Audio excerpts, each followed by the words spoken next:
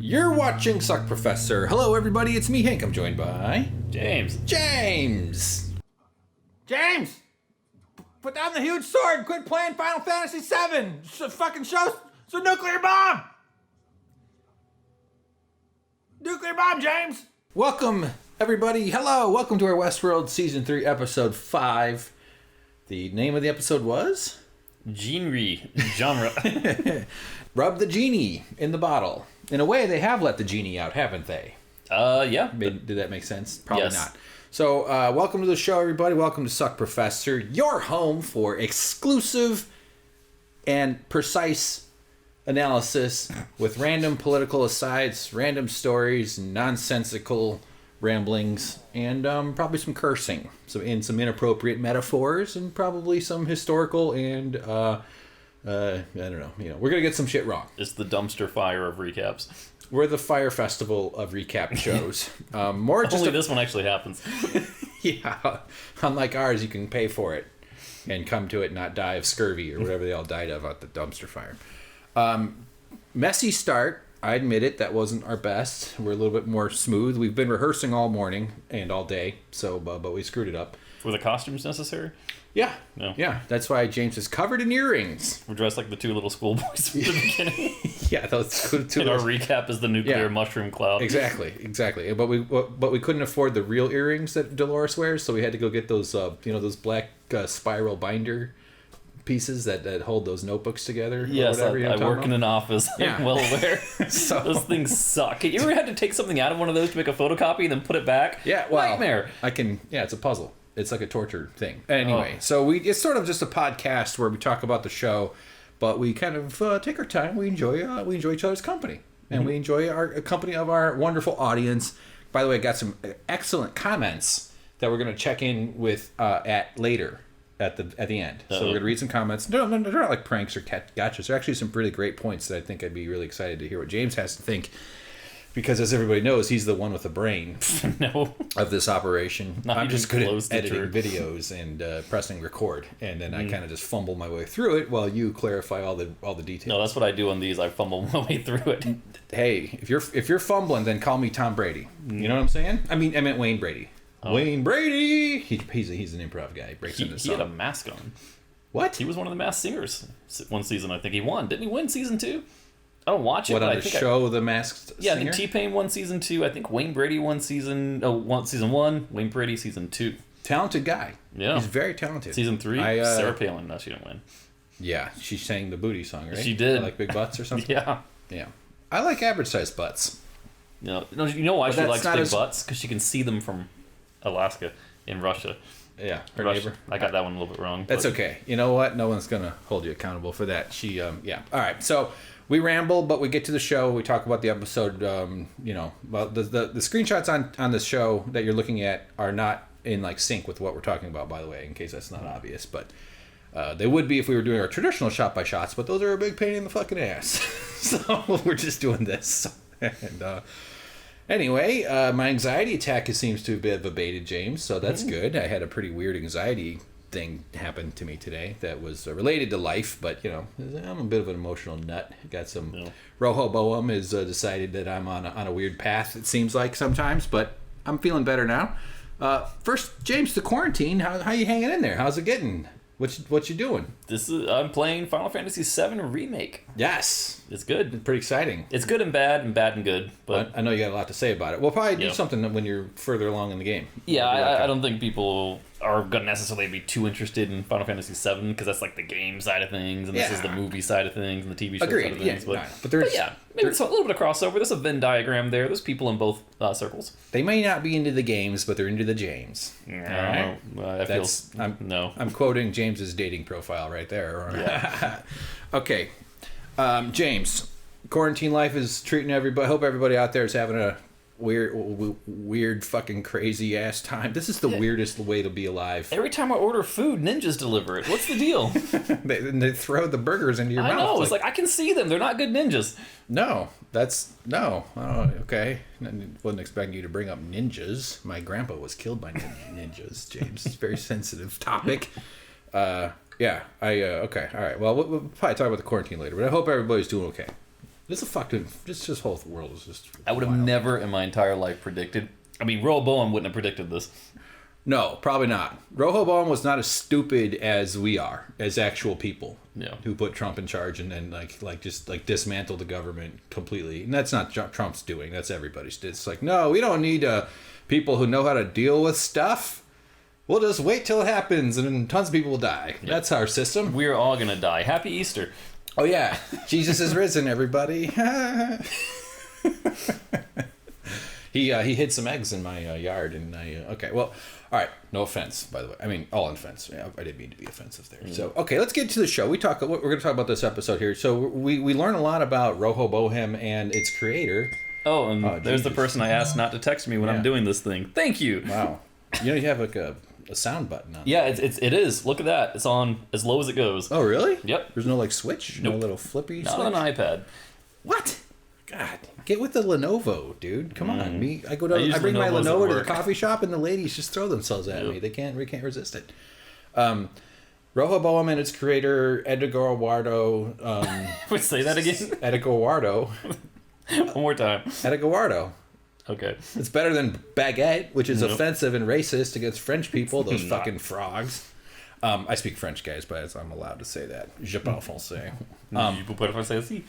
Oh, vraiment? Quel intéressant. Voulez-vous voudrez aller à la France avec moi pour une vacation? No. Pour Olile?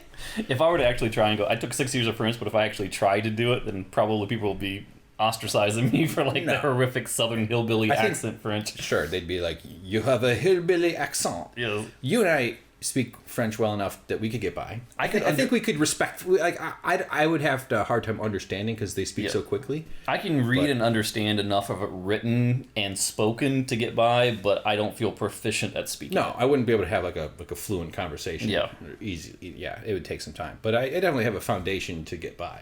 Yeah, I could order a pan au chocolat. I should have taken Spanish. It would have made a lot more sense to know Spanish if you live in the United States. Yeah, in my high school, they offered French in the 7th grade and nothing else. And then if you wanted to take Spanish, you got to wait to the 8th grade. And being the nerd that I am, I was like, well, I'm not going to go another year without learning another language. I'm going to take French. Because I didn't predict that I was going to move to Los Angeles. Yeah. Where French is, useful and like overhearing like the random Starbucks conversation. Yeah. But Spanish would have been infinitely more useful. Yes, for lots of reasons. Yes. So, okay. Because we are neighbors with a country that speaks Spanish. And it's a very commonly spoken language amongst many of our own citizens and loved ones and friends and people we interact with all the time. So I think it would be great to speak Spanish. Language connects people. Language makes people realize they're able to that's a huge barrier. If you don't speak someone's language, then you can't, it's harder to connect with them and realize that they're pretty much, or they are just like you. Mm-hmm. Just that they speak some fucked up language.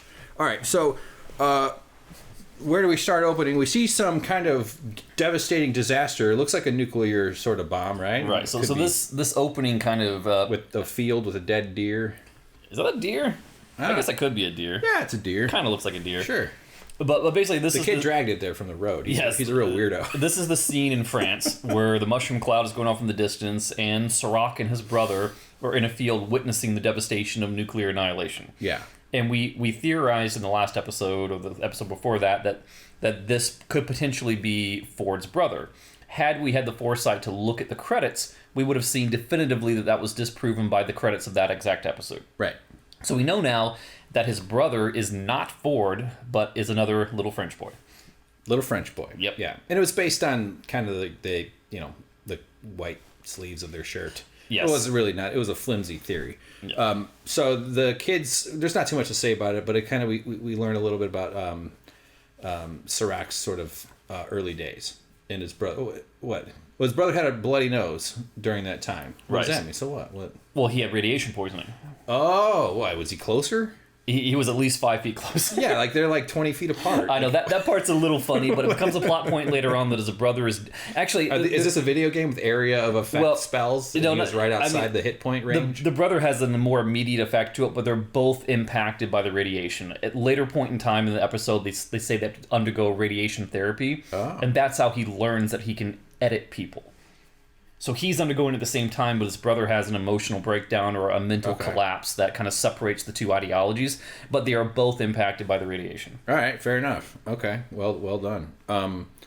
All right, so yeah, they do that great shot with the hand touching the field of wheat. Gladiator. The gladiator shot, which is probably also that came from somewhere else, I would guess. I don't know, maybe right. Not. So essentially what happens in that thing is that the world is driven into chaos by this explosion. Yeah. And humanity... Which might be part of a greater war or some kind. But maybe, so that kind of drives his motivation to create order from chaos.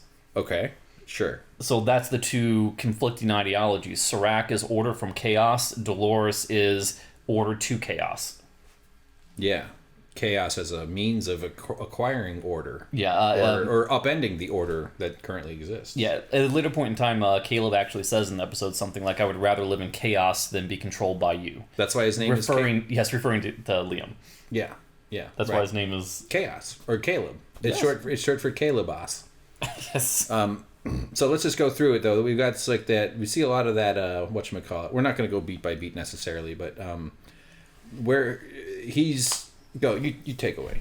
Okay, so we open up after that scene on Serac meeting with the leader, the president of a foreign nation, and this scene serves solely to explain the power and control that Serac has over the world as a whole. Yeah. He's talking to this guy saying basically, when I put you into power, we agreed upon these facts, like manganese exports. And says that you are causing chaos in the northern regions because you've cut off this particular resource. I told you not to, and unless you do as I say, then you'll find your currency collapsing, and that guy over there, and points to his own military guys, the guy with the big mustache will be the new president when I come back here to talk to him in 6 weeks. Right. He basically put a leader of a country in his place. I don't recall the country. Why do I want to say Portugal? Is that what it was? Well, they are speaking Portuguese, so it could be either Brazil. I'm thinking maybe Brazil. Yeah, probably a South American state. Yeah. Yeah, there's a flag in the background. I don't think it was that you're limiting manganese. I think the manganese part was saying something about like he let the guy get away with corruption related to manganese, to extracting manganese from as a mining resource. But related though, he pointed out that there were some uprising potentials occurring in the northern part of his state, his country, or state, whatever you want to call it. And that was news to the guy. He was surprised. And that's I read that as him showing the guy the power of that he has, which he doesn't. He has Rehoboam to predict and to determine accurately what everybody's going to do. Yeah, so it knows ahead of time. He uses the line, your people only know what I want them to know. Right. He establishes himself as the upper hierarchy, as the one who knows all, and your intelligence means nothing compared to me because your intelligence is what I allow your intelligence to know. Yeah. Yeah, and the guy's like, you're going to threaten me in front of my own military, bitch? He's like, yeah, bitch. Now, he also says that in the beginning opening monologue that he and his brother created Rehoboam to create order from chaos and to predict humans' outcome, to basically do everything that we see play out in the past episodes.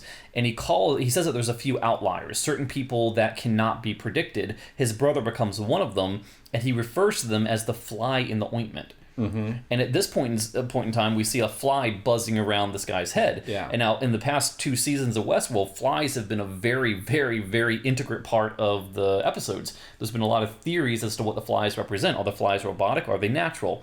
Are they, the whole... Are they delivering instructions? Are they... Right, like in the original, like, the hosts were made of, like... I may be getting this wrong because a lot of time has passed, but hosts were made of non-biological material, so flies wouldn't gather on them, but then later they were, so flies would gather on them. So flies have been a method of symbology throughout the entire episodes of each season. So I'm curious as to what that really means. The fly is buzzing around him, he's swatting at it. Right, well, flies are a pest, they're annoying, nobody likes flies. The only people who like flies are maggot farmers. And true. That's probably a thing, actually. I bet people do buy them for various reasons. I'm not a big fan of them. But yeah, I mean, metaphorically, though, the flies serve as unpredictable random factors that you can't necessarily control. That whether you want them around or not, you got to have them. Speaking of not being able to control flies, are you familiar with the spontaneous generation theory? No, hit me with it. Oh, I'll try and keep it quick. 2 jars, basically. Scientist a long time ago, 2 jars. You have a slab of raw meat in both jars. One has no lid, one has a tightly sealed lid on it. Oh, yeah. The theory was to find out whether or not flies come from the meat, whether the life spontaneously generates from inanimate objects. So And, of course, they proved that that was not the case. The flies land, they lay eggs. Oh, actually, it was maggots come from inanimate objects. Right. So if it's sealed up, then you don't get the maggots because the flies can't get there to lay the eggs and so forth. Yeah. God, it'd be horrible if you just left meat out and it just suddenly bursted out maggots. Ugh, fuck. It's been a disturbing sequence here. Sorry, everybody. I hope it's not triggering anybody to have ill feelings. What a gross bug, huh? Yeah. And they eat shit. And they lay their babies on shit. That is so gross. You're supposed to squirt your baby out into a pool of blood like we do, okay? Oh, that's pleasant. Yeah. Into one of your friends' arms, hopefully. If they're a good receiver. I got it. Touchdown. Another Spike. Tom Brady reference. Yeah, exactly. I know. Hey, I've been watching a lot of sports these days. That's not true at all. So the early days of this program was they needed a young and rich guy, some investor, who turns, his name was Dempsey? Yes, Patrick Dempsey. Patrick Dempsey. Not really. Is that the handsome guy from the American Horror Story? Yeah. American Horror Story? I thought he was in American Horror Story Season 1. He was the father, right? Isn't he the hunky guy from Grey's Anatomy? I don't watch that. That's too close to home. Your family watches Grey's Anatomy? No. Or being at the hospital makes you think of home? It's a common enough name that I'm not weird about saying it. My last name is Gray. Whoa. They're going to get me now. It's Grace, by the way. It's not... Gracie's Anatomy? No, it's just Grey's Anatomy. Oh, Grace Anatomy. Yeah. Nice. All right, boy, this is sloppy. Sorry, everybody. So this guy is like a rich dude. I think they say that somehow he made a bunch of money. Well, his company is Insight. We've heard about Insight before. We know Insight owns Rehoboam. We didn't know how they came to connect each other. Father, right? This guy. Yeah. Turns out this is like a flashback kind of thing. So we get a lot of young Serac and his brother, which is pretty cool. Getting their investing going, kind of getting their initial steps of their first they got the guy to agree to invest, right? But then it wasn't proving successful yet. He was like missing, or it wasn't inaccurate. Yeah, so, I don't even think he understood what they were actually going for. So Insight was already collecting data on all the people in the world before the privacy laws went into effect, as they say. But which we need some privacy laws in this damn world. Oh yeah, fucking no doubt about it. And all these other monsters. So they create Rehoboam, which is the giant sphere that we've known throughout the season. Yeah. And they load into Rehoboam's algorithm all the data from Insight. Mm-hmm. And they use some sort of term as like tetraglops or glyphs or whatever it is. It's some sort of unit of measurement that's beyond my comprehension. Okay. And when Dempsey is looking at it, Dempsey is not happy about it. He's saying, you guys have built a machine that doesn't predict things accurately in the forward. But then Serac says, a very young Serac says, yes, but it has accurately predicted the past couple of decades. And he's like, I don't need a machine that predicts the past. I need a machine that predicts the future. Yeah. And as he's saying this, there's a small child next to him, a child probably about the age of like 9 to 13, I would say. And who is that child? Liam. Yes, Liam Dempsey. This is his father, which explains how Liam gets connected with the Insight and basically has the read-only keys to Rehoboam in the episodes when we first saw him. Yeah. Why Dolores was after him, essentially. Right. Okay. Very good. So later on, there's a stock market sequence, though, that's not... I think we'll get to that, right? Yeah, so it basically gets to that point where Dempsey is not convinced that Rehoboam is a worthy investment. He even says, can you predict my past? The worst investment that I ever made was getting involved with you guys. Yeah. And it essentially leads into Serac flash forward into the future, talking about the problem of his different divergences, things that are not predictive, things that are causing ripples in the pool of his godlike power, those flies in his ointment. Jakarta, San Francisco. And Los Angeles. In Los Angeles, he's saying... the LA one is actually a problem here. Right, and that's actually... I love that they said that, because I probably missed it in the first 4 episodes, because I was trying to figure out what city this was, and trying to figure out, is it even in the U.S.? Is it all the same city, or is it... Yeah, so we know for a fact it's Los Angeles, and I should have recognized it, but I didn't, because it's way in the future. You can tell because there's marijuana bottles smushed in the parking lots of every park. That's what you find in LA. Yeah. So it cuts back to the scene where we have Caleb and we have Dolores. Yeah. And they're dragging Liam through the dirty cities, trying to get him to cooperate with them because they need him in order to access Rehoboam to fulfill their master plan, which we don't quite know what it is yet. Right. We can infer. We do find out in this episode, but they need him as an integral piece to do this, despite his reluctancy to help them because they kind of ripped him out of that perverted party. And he's a super rich guy. He's pretty entitled. He's not used to being dragged around and told what to do. You know, like this is all sort of pissing him off, which I understand. I would too if I were in his position. Right. And in this particular case, Aaron Paul's character, Caleb, does not like Liam. And what does he have against Liam? That he's got... Liam sent him to die in a war? Yes, that actually goes way beyond what I was thinking. So you jumped a whole bunch of hurdles and beat me to it. Well, I don't know if I don't deserve credit for that. Well, no, absolutely you do, because that's perfect. Because Liam invented, at least in his mind, Liam invented Rehoboam. We know he didn't. Liam is not the brainchild behind Rehoboam, nor was his father. But he's been a big part of how it's been run over his life. I mean, he's definitely grew up in underneath it and within it. I mean, you know what I mean? Like just like the Prince Charles of England is born into it, you know, and he's waiting for his goddamn mom to die, but he's hoping that old bitch gets the COVID, you know what I'm saying? Hurry up, mother, die, would you? Jesus Christ, I'm going to die of old age before you do, you fucking immortal queen. She is quite immortal. She is. She's an inspiration. She's an inspiration to me. That's why I have a 6-foot fat head of her on my wall upstairs. Do you know what her guards are called? Fat heads. No. They should be. I think they're called beef eaters. Beef eaters? Yeah. Why? Do they I assume it's because they must... I don't know. They probably consume beef? Maybe they eat pork. Who knows? And I think that's how they got mad cow disease, because they're all beef eaters. Yeah. Oh, I caught a bit of the mad cow disease. Too much beef. Don't correct me in the comments. What the... Please. Actually... I don't. They wear the red, and they have the big hats that look like they're pipe. They're meant to like clean pipes. And you're supposed to go up there and squeeze their cheeks. They love that. They do. Yeah. If you go to England, go up to a guy in a thing. Okay. They don't scream at you and point their gun at you at all, like you see in the videos. No. They do. They do. They do. They'll hit you. They are not to be trifled with. I don't think. Yeah, you shouldn't go up to anybody with a weapon and abuse them, especially if they're like standing there. Yeah. Just don't do that. Don't even abuse people without weapons. Yeah, if a man is standing completely still in Times Square, painted from head to toe in gold paint, trying to be a statue, you don't slap him in the face or spit on him or try and tickle him or something like that. Yeah. If you don't mess with a guy like that, you don't mess with the Queen's Guard. That's great wisdom, great advice, and thanks for sharing it with me. I problem. I feel like I'm your son and you're my dad, and we just had the sex talk. Yes. You also don't try and do that with a golden man. Unless you want to get gold all over your... Yeah. All over your... That is hard to get off. Yeah. All over your...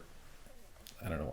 Okay. All right. So what I was trying to get is Caleb does not like Liam because Caleb has sided ideologically with Dolores because Dolores showed him his Rehoboam profile, basically, saying that you're going to end up, doing something horrific on a pier to end your own life based on the algorithm's predictions of your past. Yeah. So he looks at Liam as the figurehead of the person who's telling him what his future holds for him, and he doesn't like that. Yeah. But you remember from the first 2 episodes, Liam said that I only have the keys to Rehoboam. I don't know what it's thinking. I don't know what it's doing. I don't know what its purpose is. I'm just a figurehead. I'm the money guy. I'm the one who inherited it. So all this time, Serac has been controlling it. Serac is the real master of Rehoboam. Yeah. He's just the one, the figurehead, the public guy who thinks he's in control of it. He's like got this big, powerful dog, and he's got it on a chain. He thinks he knows what's going on with it, but someone else is actually blowing the whistle behind the gate. That's correct. Well said. All right. So they make him wear the glasses, and then he hits him with the drug, right? Yeah, and this is the part I don't like. Okay, I know. All right, so the guy is... Dolores walks ahead, and Liam takes advantage of the opportunity. He's got some sort of party drug in his pocket or something, and he hits... not Jesse. Caleb in the neck, and injects him with a thing called... Genre. Yes, James called it. Genre. We know that. We know in the previous episode, one of the guys at the party, the auction he was at, handed him this drug. Yeah. And he didn't use it right away because he's not a drug party guy. He even says, "I don't want to be here. This isn't my style." Yeah. Power is my drug, which is what I tell girls at bars, and then I go get into my car, and it barely works. Yeah. So I'm not. Go ahead. So he knocks Caleb in the neck with it. Caleb goes down, and he starts hallucinating to the point where we go into these POV shots of Caleb where everything is like film noir and black and white. Then it shifts over time with different music and different feelings. I felt like this whole thing, the genre thing didn't really work for me because it seemed like it was like the cinematographer well, not, I wouldn't say the cinematographer, but the director basically saying, I want this emotion or this mood for this scene. And he was like the human jukebox for that. Yeah. They named the episode after it, and he was cycling through different states of mind, but it didn't really affect the overall through line of the episode. It was like a very small part that was odd and didn't really add much for me for the whole episode. Yeah. The genre thing didn't add a lot, and the story wasn't really driven by the presence of the genre. It just made his experience different and weird. And as viewers, the director wanted to place us in his POV as his drug trip shifted. And one of the other characters says they meet a couple of their like underworld sort of shady people that help them do crimes and help them commit heists and whatnot. And they know about the drug. They're like, wait till that last one hits. Yes. And so you get like a hint that something's going to come up. But H from Ready Player One. Oh, the guy. You recognize the guy? Oh, no, the woman, H from Ready Player One. Oh, the one with the short hair. Well, they both have... Yeah. The one with the shorter hair, yeah. Yeah, gotcha. The other one has longer hair. I didn't realize yet. Right on. Well, yeah, okay. Of those two. But I can see the impulse in the like storytelling kind of director brain to want to like play with these different genres and show it'd be sort of humorous. It also sort of signals a self-awareness that because Westworld is sort of about different genres, the Shogun world, the World War II world, Westworld, obviously. Why did they call Shogun world Eastworld? I don't know. Maybe Clint Eastwood would have a problem with that. Clint Eastwood world. This is my Clint Eastwood. Where's my empty chair? Oh yeah, yell at an empty chair. Yeah. So they could have. It was risky and kind of experimental, and I give them credit for that. And I think that they could have screwed it up a lot worse than it was. You know what I mean? Like it really could have been show breaking, and I was worried that when they started, it was going to be. That does kind of make more sense. But it did sort of help. No, help's not the right word, but like it as they kept doing it because it kind of wears off, and he's not really there anymore. Yeah. So I wasn't as bothered by it as you might have been, and I was glad that they didn't goof it up even more. But now that you framed it in that way, I'm not so bothered by it anymore. Oh, because wow, look at that. Even though it was a drug that was given to them by rich people, you could infer that the drug would also be available to the less affluent. So it was sort of like the top tier of society can go to places like Delos run Westworld to live out their fantasy in whatever genre they want. But the people that don't have the wherewithal to do that could potentially take this drug and simulate something not quite comparable to that, but something that gives them the same emotional, psychological release that the people who go to Westworld would get. A chemical shortcut. Yeah, so kind of what a drug is. That kind of makes a little bit more sense to me now. Wow, you actually took what I said and expanded on it even a little more. I think I'm the Boehm and you're the Roja. Yeah. Yeah, okay, I dig what you're saying. So the next section of the episode is just a big car chase. So we have this kind of car sequence. Again, Los Angeles, there's 0 cars on the road except for what's necessary for the shot. They get a ride share. You know the future of cars, James? Want me to tell you what people say it might be? Go for it. That their ownership of cars will decrease. People won't own cars, but there will be fleets of corporate-owned autonomous rideshare vehicles that play advertising while you're in the car. I would love to not own a car. You actually just go like, all right, get a car, and then it's a different car every time, and it shows up and it takes you there, but you have to deal with advertising. Or maybe it's a subscription model too, where you pay a monthly fee and you can access the car for X amount of miles or something like that. Yeah. But it's different cars. I don't think we're close to that quite. I think self-driving cars are going to take a bit of more time, but the incentives are there, and I think that they're going to work on that technology. So I'd be okay with that. With the car sharing thing. Yeah, I personally know a lot of people who are so big into cars that they grew up with them, they love them, they work on their cars on the weekends, they read about them. Yeah. They can tell you what make and model a car is from 2 miles away just by looking at it. By smelling its exhaust. Yes. For those people, that kind of a future is absolute hell. And I sympathize with that. Right. But there's also this kind of people who love cars to the point where they're the ones passing you on the freeway and cutting you off and revving their engine because they think this is a sign of masculinity or something. Mm-hmm. To those people, I don't want to say screw you, but come on, that's not cool. They're not cool. You should be like me in my Prius. When I feel when I feel a dearth of masculinity, I just crank up the volume real high on the podcast, on the socialist podcast I'm listening to at the time. The people who live in like Wyoming, who have doomsday bunkers in the backyard and stockpiles of ammunition, if they had to pick a target to shoot a missile at to let their rage out, it would probably be the guy in the Prius. Yeah, the guy in the Prius listening to socialist podcast. Oh yeah. With the with the feel the burn. That motherfucker wants to give me health care. Hell no. Right on. No, listen, cars attached to people's identities. They're big, they're interesting, they're powerful. There's an emotional component to cars. They're expensive. Like different people have different you, for instance, don't have any interest. You've had the same car. In fact, I could not possibly. If I tried, I could not care less about cars. But that does not mean that I don't respect people who do. No, sure, and they're cool and they're complicated and they have an interesting history and they're kind of cool. And that like we also have formative experiences in cars for a lot of people. I enjoyed Ford versus Ferrari, not the Ford from Westworld, but the other Ford, Dr. Ford. I don't think Ferrari would stand a chance against that Ford. That'd be a very quick war. Look at me run with my old man legs, surprisingly quick. Why didn't they Yoda Dr. Ford where he does all of a sudden jumps into like combat mode? Yeah. But a lot of people's first formative experiences are in their cars in terms of like freedom and kids. Like you get to go and make out for the first time without your parents watching, that kind of thing. Not only that though, as a child, you're in the car a lot with your parent. Like these things are part of our lives very greatly, very much so. So you experience a lot of things. It's interesting that you mentioned that too. Let me just finish this. Yeah, go for it. Those that love to work on cars and tinker and like that's an endless hobby. It's an interesting hobby and expensive and dangerous just because cars you can die.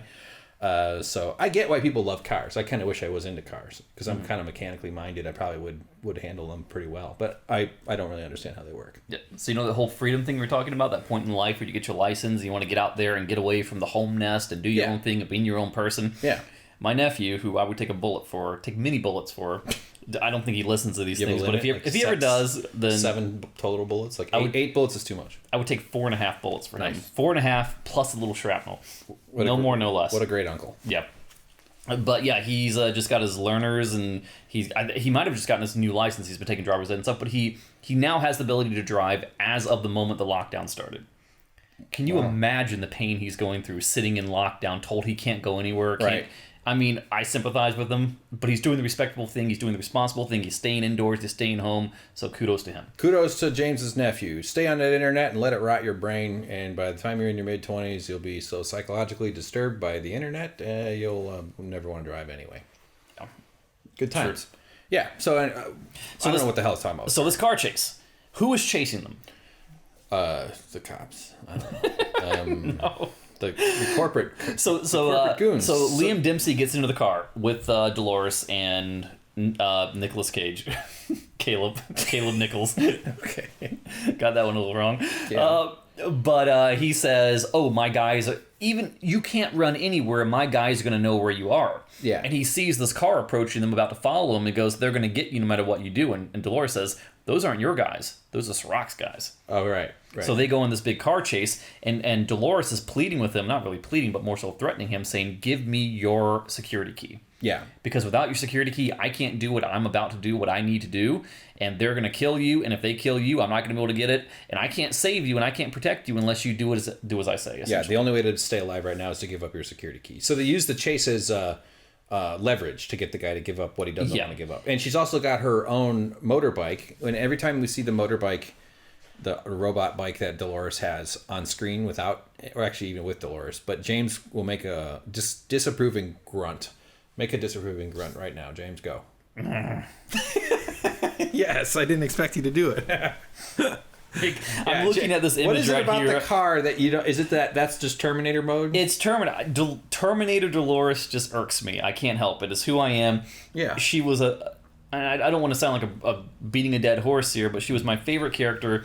She was nuanced. She was a great character, and now you've turned her into, and I say you, as the show creators, have turned her into a paper-thin, one-dimensional Terminator woman. It's like, come on. What, you want her to be nuanced while she's shooting people with a machine gun? I would prefer Sorry, she's not affecting the subtleties of divinity in nature. No, and she's a machine-gunning wild person, creating a revolution. Give her a break. And I know people are going to probably be saying, why are you still stuck on this thing? Why haven't you listened? That's all they can talk about. They can't stop talking about it. And that's one of the reasons why I'm so so afraid to go and look at the comics. I know I'm probably being ripped apart for that. No, not at all. Nope.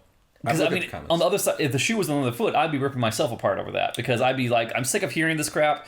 Deal with it. It is the way it is. Nothing you say is going to change that. She is nuanced. She is fleshed out. All signs are pointing to this, so shut up and deal with it. That's what I'd be saying to myself. So I can't fault anyone who's saying that to me, but I still feel it. Okay. I don't want to feel it, but I do feel it.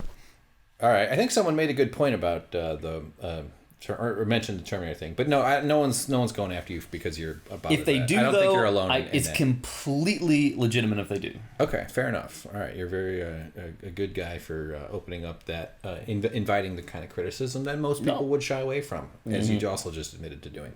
So they do a cool sequence where she gives him a gun and tells him to point it and shoot it. Yeah, and of course it's more of like an RPG. She loads up this big Pepsi can into it and says, "Get ready," and then he pops out. First, she bashes open the thing. What does he say to her before that happens, though? Because he's a war guy. He knows ammunition and weaponry. He goes, "This isn't standard issue." Say it like Jesse, please. This isn't standard issue. See, I can't do that. Mr. White. Thank you. That's awesome. White Dolores. Yeah. She's pretty white. Very pale. She is. She's one of my porcelain. She's a pale rider like I am, only I don't ride anything. I love a pale lady. I like a tan lady. I like all the other ladies. I like them all. Yeah. Whatever shade you got, bring it. Mm-hmm. Camouflage, zebra. I think a camouflage lady would probably freak me out a bit.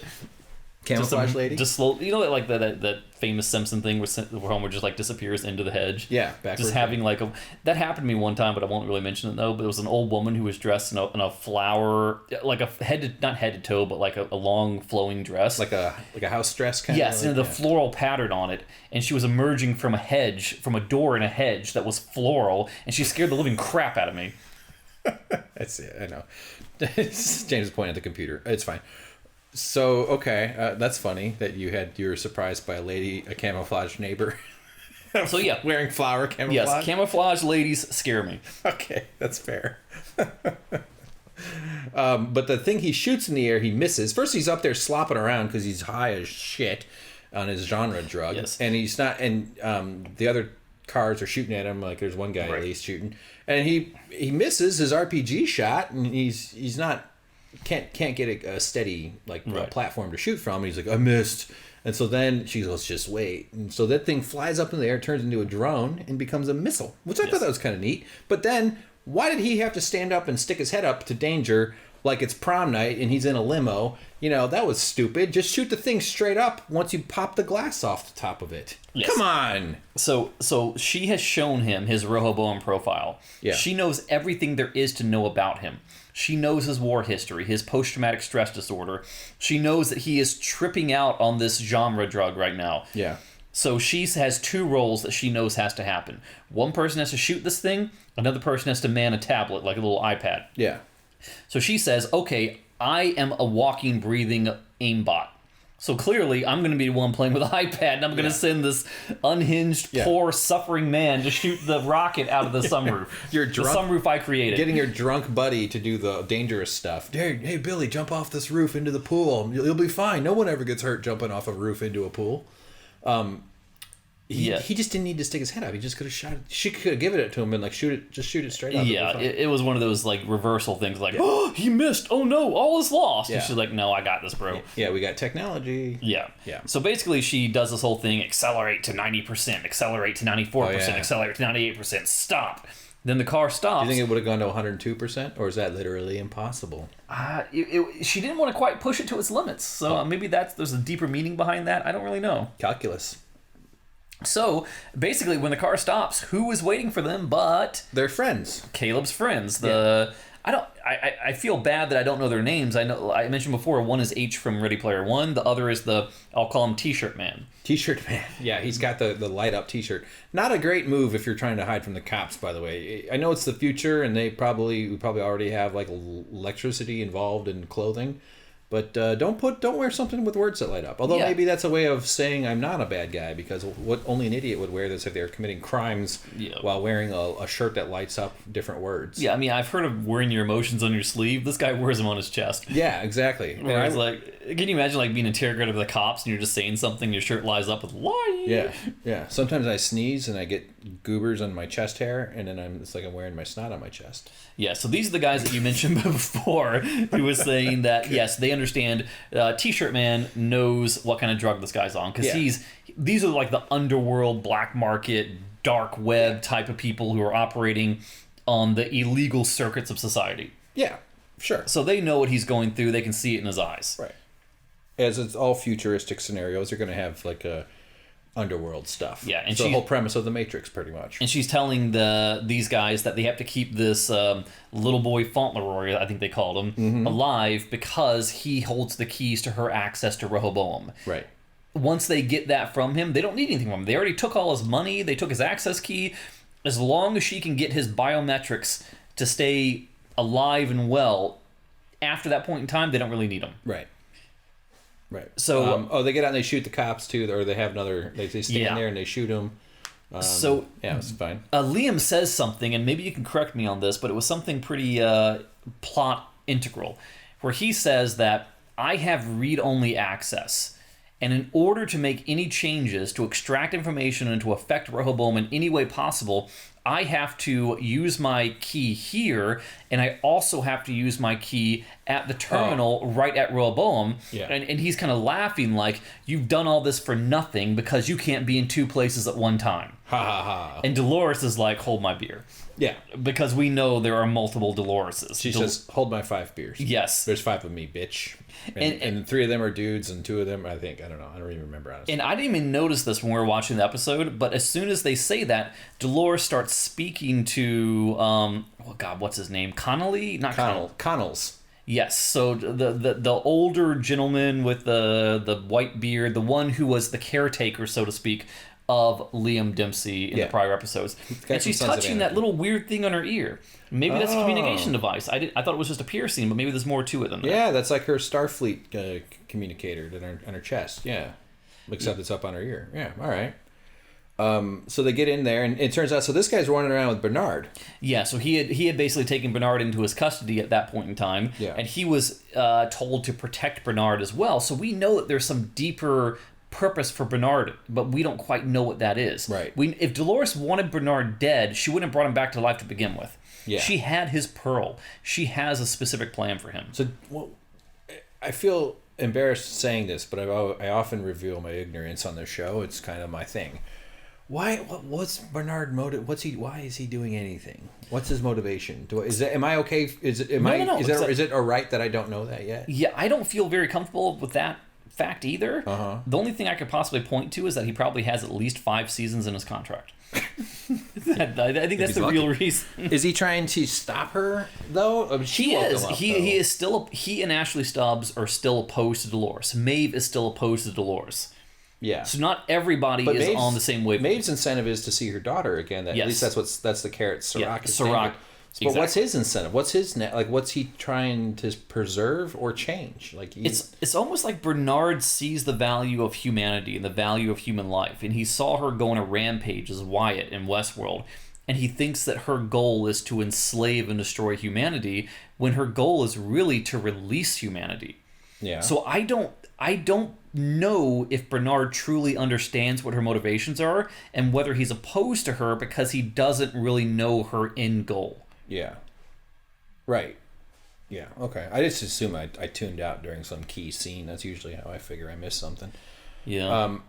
All right, so at some point, though, Stubbs emerges. Is that around here, or is that later on? Where Stubbs it's a little bit later on in this scene, and I love this line right here. I'm flipping ahead like every 10 seconds in the episode to kind of remind myself what's going on in chronological order. Yeah. And there's a great line where Dolores, as this Connolly, and I'm getting his name wrong, says, "You've always been of two minds, haven't you, Bernard?" Which immediately made me think of the bicameral mind. Caramel mind. I like saying it wrong because it reminds me of like a Milky Way. Caramel. Hey man, me too. I love Milky Way. Snickers can go and die in a fire. Milky Way is the way of the future. Yeah. It's the way. Yeah. As the Mandalorian would say, this is the way. This is the Milky Way. You'll get a real payday out of that. Yeah. Perhaps a Charleston to chew on. Oh. Maybe even a 1,000 grand bar. I was going to say you can take your 100 grand to the bank with that one. Is it 100 grand or 1,000? I don't know. I don't know. I have no idea. But there was a moment in this conversation between... Kit Kat. Yes. Break me off a piece of that. Kit Kat bar. Yes. So there was a great line in this where Bernard is speaking to... Butterfinger. Yes. All right, don't lay a finger on my Butterfinger. I won't do that anymore. I'm sorry. No. But there was a line between Bernard and Connolly Loris. Yeah. Because it's Dolores inside of his body, so that actually almost sounded like something different that was bad. But I will not go there. Oh, yeah, it did, didn't it? Like, I. Wait, no, wrong noise. La, la, la, la, la. Yes, exactly that. Yeah. So I get my sound effects confused sometimes. So Bernard tries to get inside the head of the copy of Dolores, saying, "Do you ever wonder what the motivations are of what she is telling you to do?" Yeah. So it's almost like he's trying to drive a wedge between Dolores and the copy of Dolores. Right. Which was really interesting to me, because maybe he'll succeed in the future episodes, and maybe that will be Dolores' downfall. Well, primary Dolores... It's not like they're all working without talking. Like, they still need to sort of communicate orders and synchronize their plans. It's, you know what I mean? It's not like it's all one consciousness. It's 5 different twins, basically, which aren't the same. Twins don't share consciousness as much as they like to pretend like they do, because they are freaks of nature. Freaks! No, imagine in the past when they're like, "Oh my God, there's 2 of them! Yeah.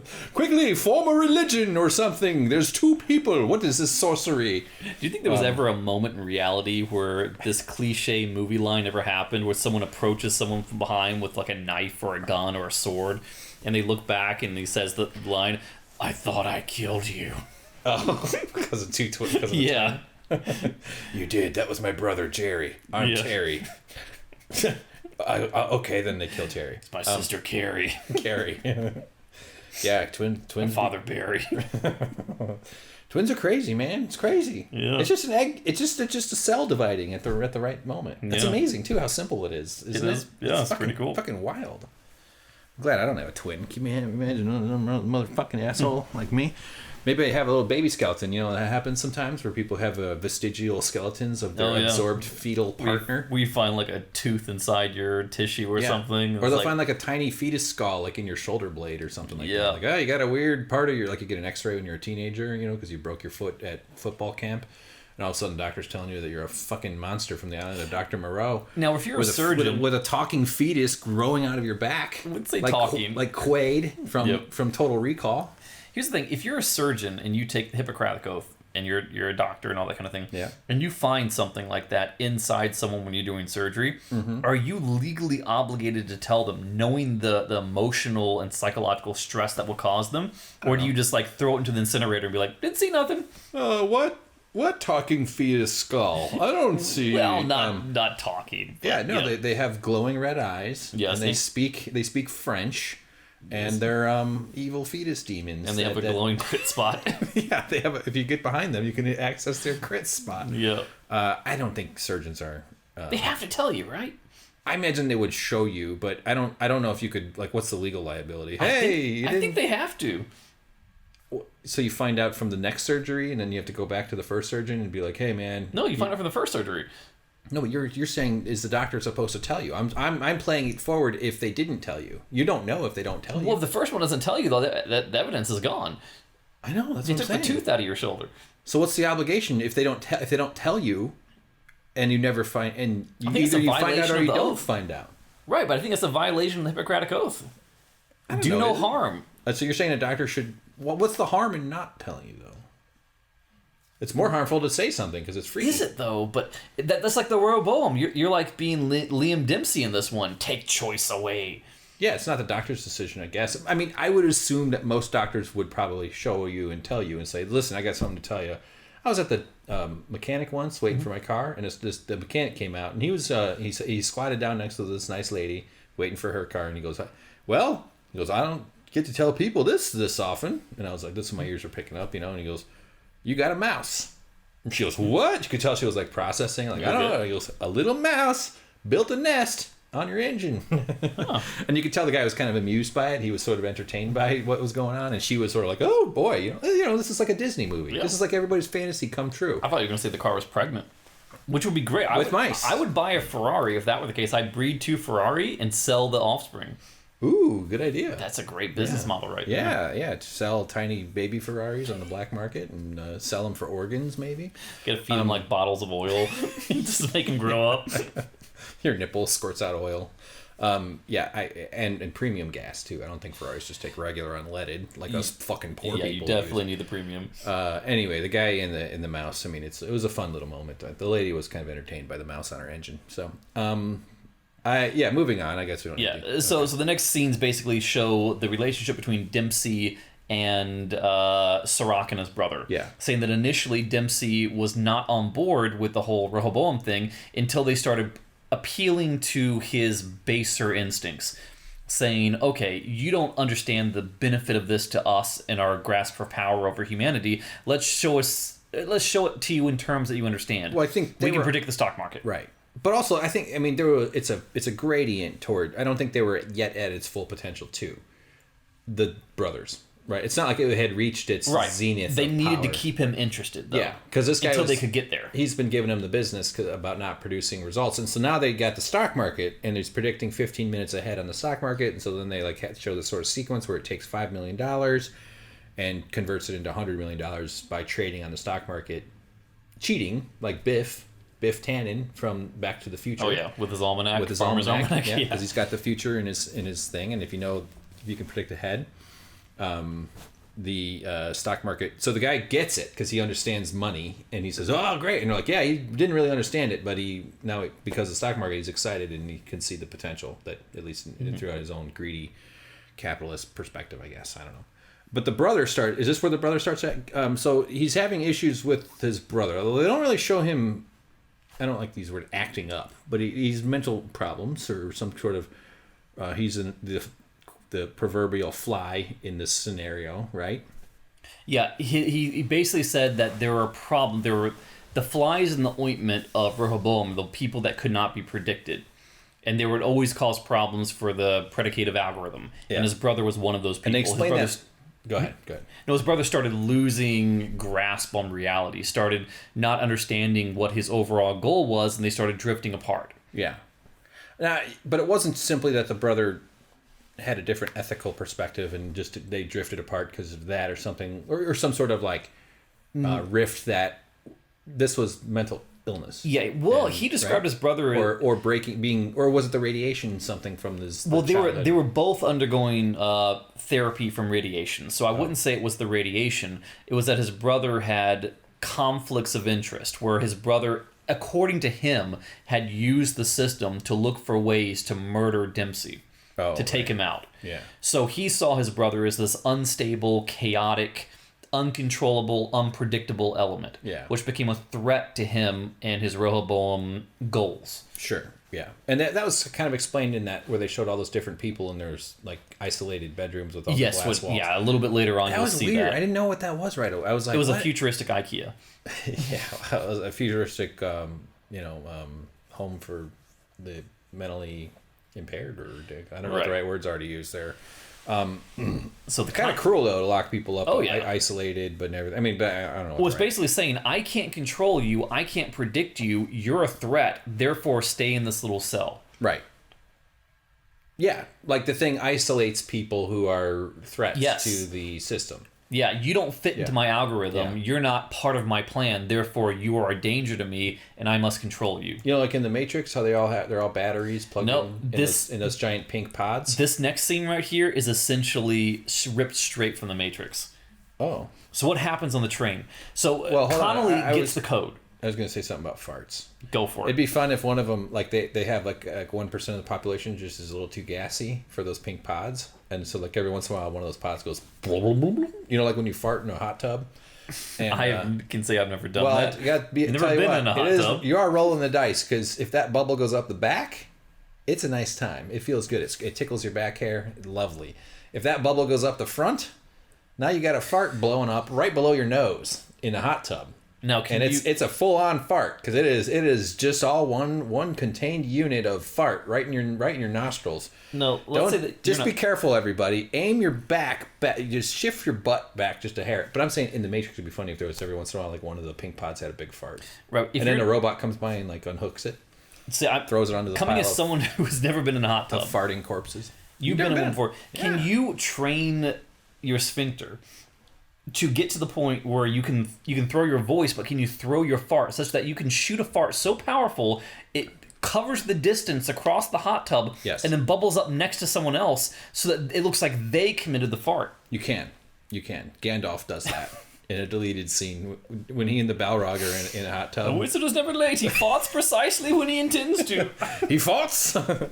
You shall pass through my rectum and out of my fart hole. No, that's the kind of science. See these brothers in France created Rehoboam. Fart. I would have taken this technology to find out what the algorithm that controls hot tub farts was. Yes, exactly. But anyway, the point is, the Matrix would be funnier if some other people would fart. Yes. All right. That's my concluding statement on that. So this scene, I want to hear you explain this because this is the pivotal episodic scene. They are on the train. Dolores' plan has come to fruition. What does she do, and what's the effect of it? Okay, so they get on public transportation with Liam, and where are they going? They're on their way to, I don't know, where are they going? Starbucks. No, but are they leaving Rehoboam or on their way to? I think they're leaving it, right? Well, they don't need to be at Rehoboam because she's already transmitted the code over to Connolly, whose name I'm getting wrong again. Connells, yes. He is at the terminal. He tells the kid who's at the desk to go take a whiz. Oh, yeah. And he takes over control by putting the tablet down onto the interface of it. Yeah. So he is physically there mere meters away from Rehoboam. Yeah, so I'm tripped up by where they're headed. But anyway, what happens in the bus is... they're headed to the beach. Or is it a train? They're on like some sort of... It seems like a train. Yeah, it's like a mass transportation thing. And they're learning and they're showing that they finally reveal that everybody is living a life that is directed by Rehoboam. That has been pre-planned based on their data and everything they know about them. The thing is, so if...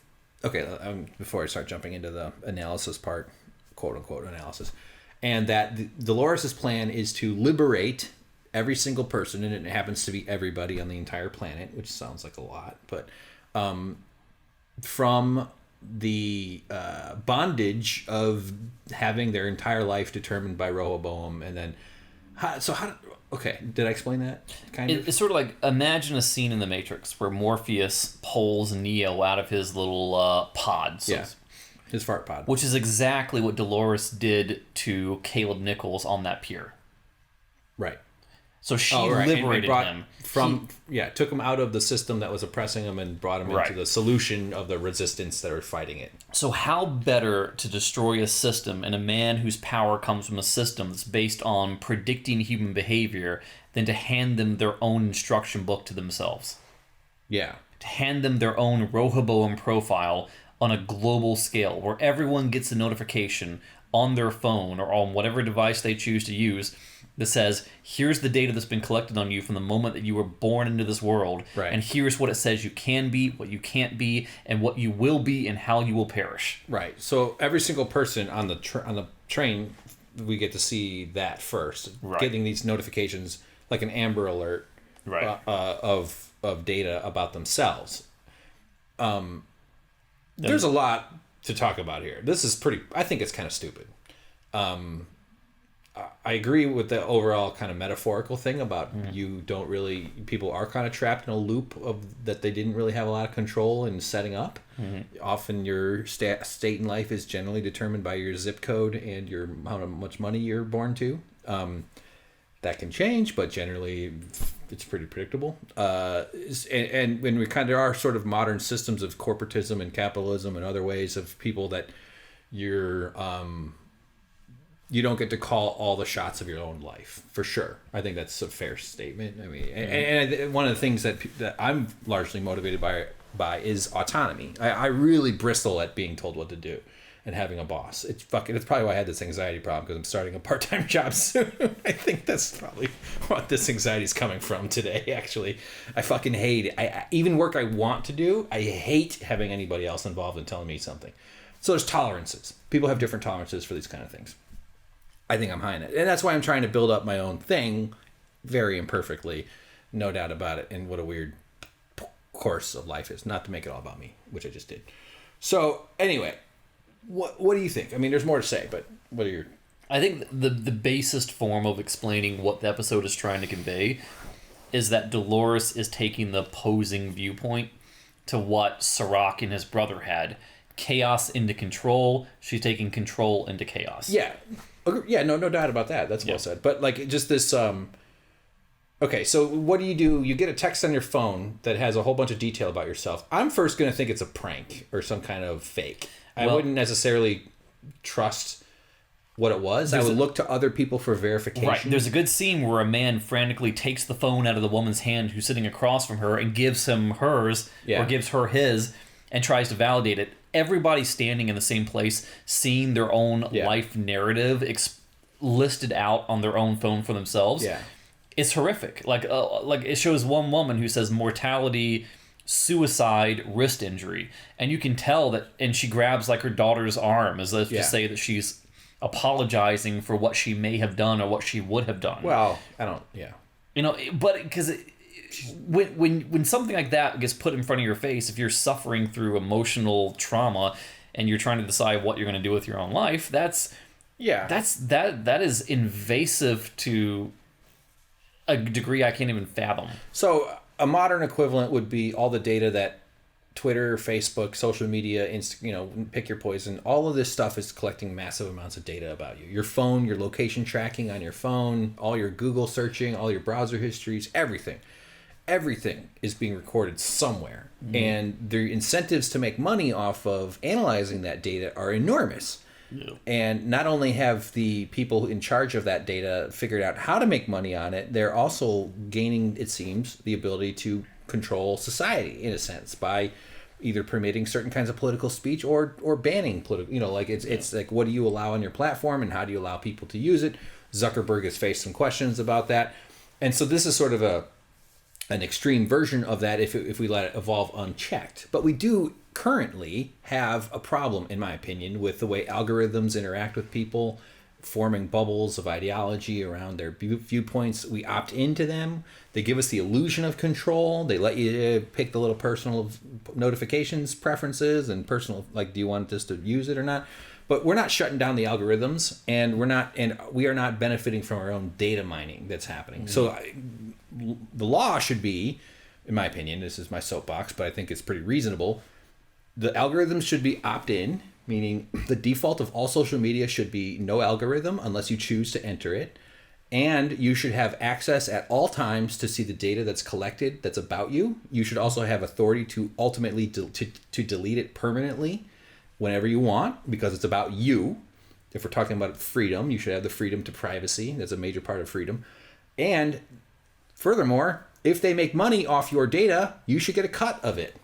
They're benefiting from something that doesn't belong to them. It's just that the current laws haven't been updated to clarify who the data belongs to or not.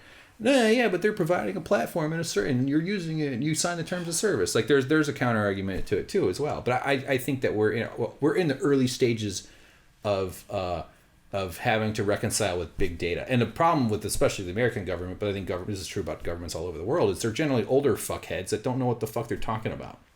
Not to be ageist, but like this problem is more difficult to grasp if you were born in the 40s. Do you remember that or 50s? That famous video of a congressman trying to explain the internet? It's a series of tubes, of pipes and tubes. Yeah, yeah. Actually, that was the guy. He wore the Hulk ties. His thing was that all of his ties were the Incredible Hulk. That was that guy's Jim. He was an Alaskan senator. I have no idea. I just remember the sound clip being pretty funny.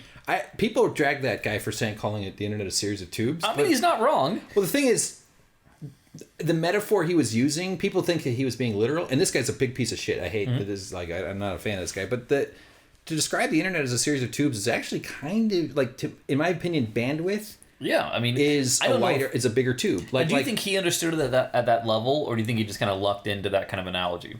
I don't know.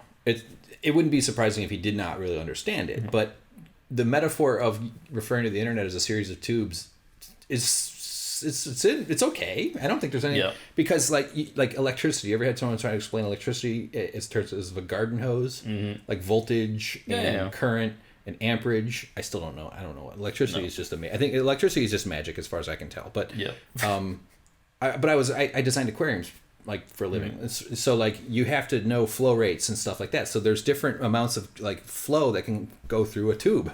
Aquariums are a lot of tubes. It's plumbing. It's like specialized plumbing. Yeah. And there's certain, depending on the gauge and the width of it and the inner diameter of your tube and the way it moves, and I think actually kind of is a decent metaphor. Okay, that's totally random. I think if I live long enough, it'll probably be to the point where kids will be laughing at me going, Grandpa doesn't understand Bitcoin. Yeah.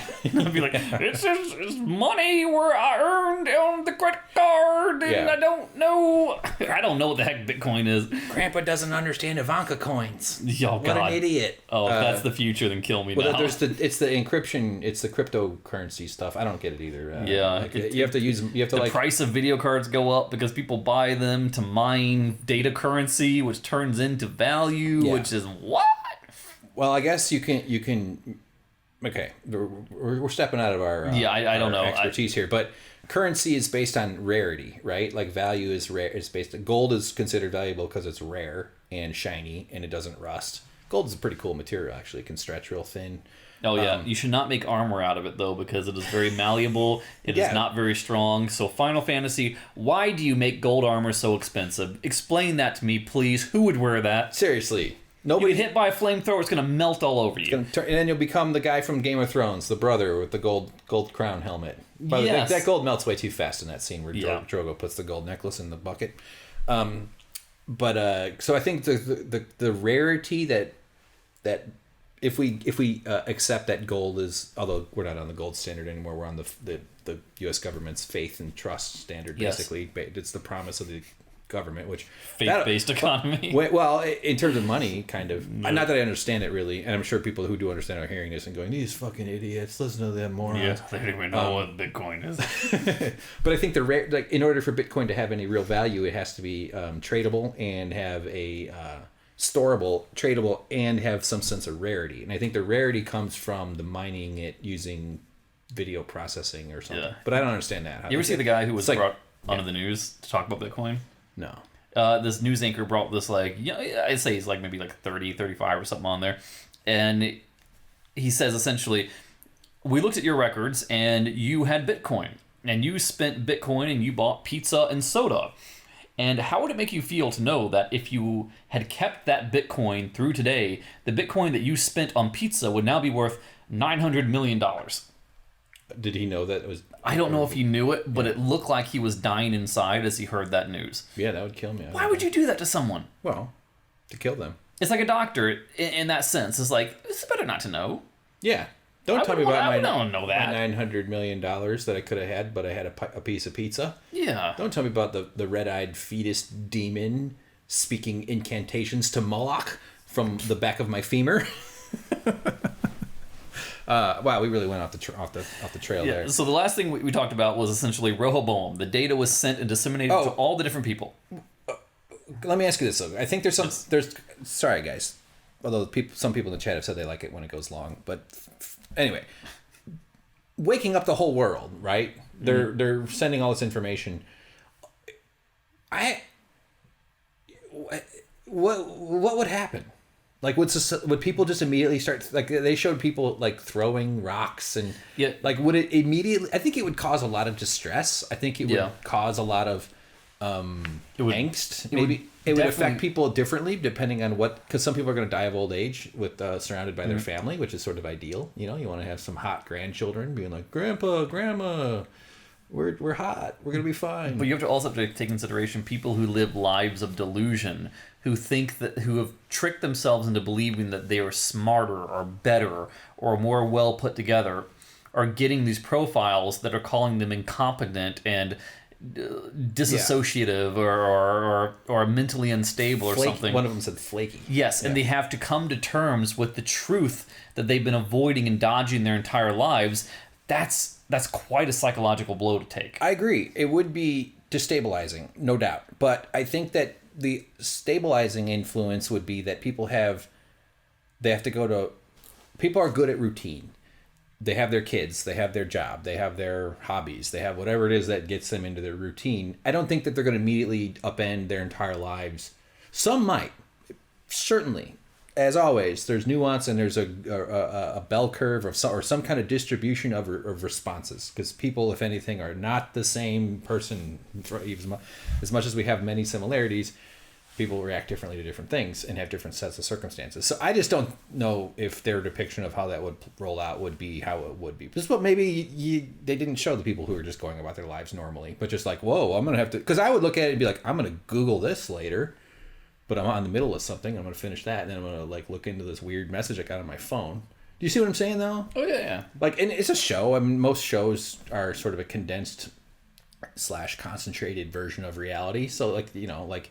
Stargate SG-1, where they show up at a planet and the local seat of power is always 5-minute walk away from the Stargate. Come on. Maybe it's 5 miles away. Maybe it's on another continent.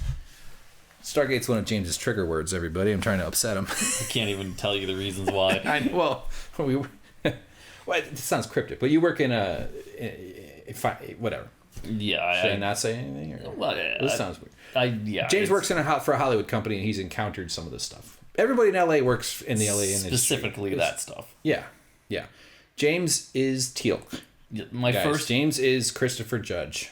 We've been hiding his identity this whole time. Let's put it this way. My first job when I was at the very lowest tiers of the company I work for right now, I was digging through boxes and indexing them, which is basically the lowest of the low, while wearing like Stargate, SG-1, and Atlantis wigs. Face mask? Like props and stuff from around there. I was in like the prop warehouse. Oh, you had real props. Real props. I didn't know what they were. It was like, you know, I respected them. I took good care of them. I was like, I'm going to put you in a box. You're going to be protected. You're going to be safe. I'm going to log you. I'm not going to let anything happen to you. So it wasn't like we were playing with them or anything like that. Sure. But yeah, it's... Right. I have spent the past like 15 years of my life at a company that was very heavily influenced by Stargate franchise stuff. Yeah. And yet I've never seen Stargate.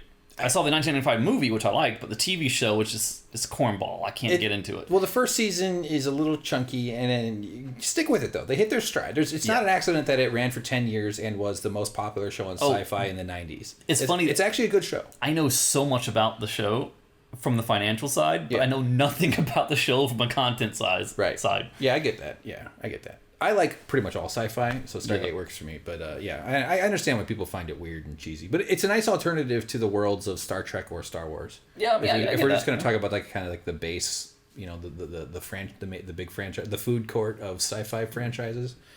All right. Anyway, boy, we're really getting distracted here. So basically, in the show, we get to this big warehouse, and the warehouse is kind of in the desert with mesas and things along the top, which very much makes you think of Delos and Westworld. So maybe it's in the same desert. Who knows? But Dempsey goes to this big storage facility where he finds those IKEA pods that you were talking about. Mm-hmm. And what is in each one of these IKEA pods? They are the blanks in the blank. Well, the flies in the ointment. Yes. So Serac has been going through with his predictive algorithm and finding the problems, the ripples in his pool, picking them out and dropping them into these containment pods so that they don't mess with his control of the world as a whole. And in one of those pods is who? His brother.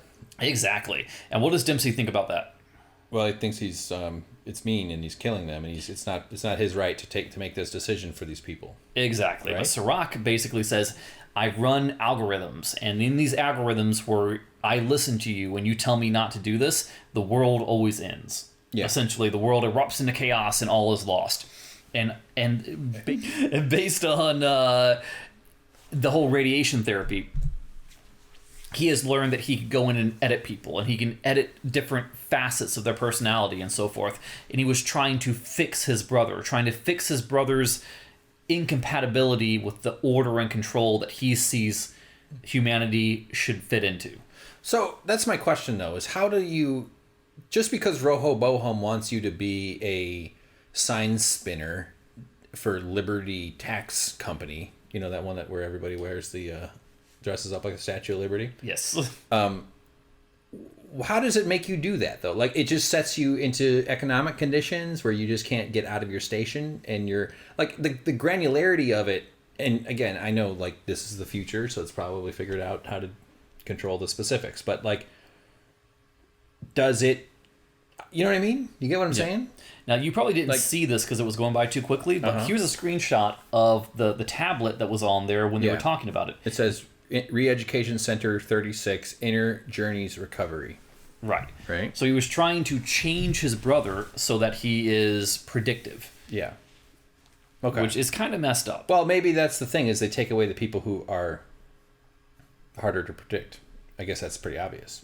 Especially, you know, mental illness is I've dealt with my own mental illness in my whole life, and also in my family. It's been a big part of my life. And like, yeah, it's not as easy to predict as someone who doesn't, for sure. Although there are certainly patterns, no doubt. All right, so Bernard and Stubbs are... Yeah, Stubbs busts in and said, hey, you forget about me, and he does some of his CQC, Close Quarter Combat, I learned from Metal Gear Solid. Close Quarter Combat. Yeah, this is probably a real thing outside of video games, but that's also what they call it. Mm-hmm. And he does some fancy moves in Dolores. Bernard and Ashley Stubbs are able to overpower Dolores in the body of... Connells. Yeah. Takes the little magic freeze button from him, so now he is at their behest and their command, and they're walking down the catwalk with them. Yeah. When all of a sudden, Seraxmin comes in, headed up by Mantis from Guardians of the Galaxy. Martel, I think her name was. Yes. She's speaking French. These are like Dangerous Assassin team, right? Yes. So like, we gotta get out of here. Oh, crap. Right? Yes. Isn't it they're afraid of him? Yes, it's like the Crazy 88 from Kill Bill, only it's... What would be a funny, non-offensive way to refer to a group of French assassins? Pussy wagons. That's not what I would have said, but okay. A group of French assassins is called a pussy wagons. Okay. That's a Kill Bill joke. I know, but why would that be French? Pussy wagon. Pussy. Say pussy with me, James. Pussy. I will pass on that one. Say Pussee. Let me just say that out loud. I could say poisson, because that's fish. You just made it so much worse. What? Poisson. Fish! Of all the animals you could have gone with, you went with fish? Because the closest thing phonetically to what you were talking about, poisson.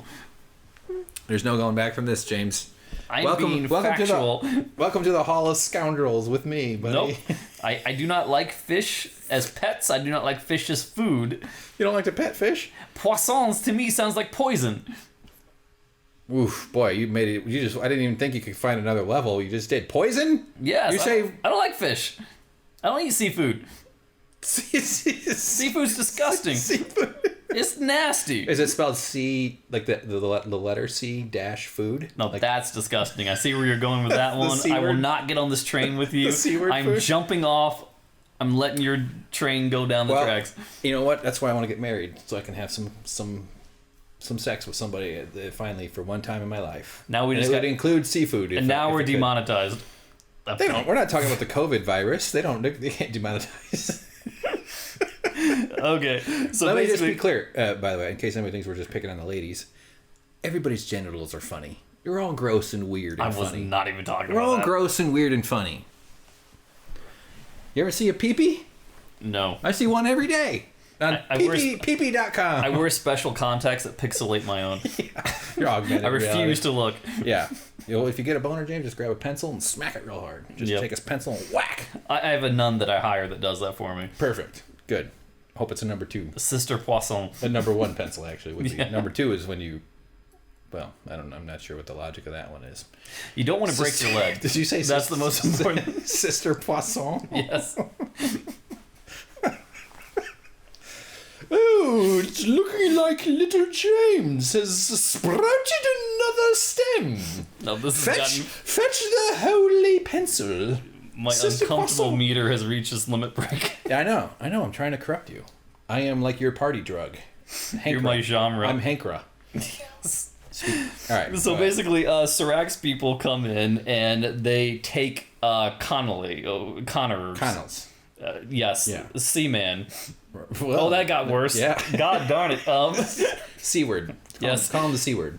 So we basically find out that the man who has been the caretaker, the financial professional caretaker of Liam Dempsey this entire time, has been in the pocket of Serac. Yeah. This guy has always been connected with him because Serac has been pulling the strings and Rehoboam from behind the scenes all this entire time. Right. And he says, it's very disappointing to me that I have found the leak in our system to be coming from this location that I've entrusted unto you. And Serac there is a hologram. He wouldn't risk being there in a corporeal form. Yeah. But he has, what was her name? Mantra's name?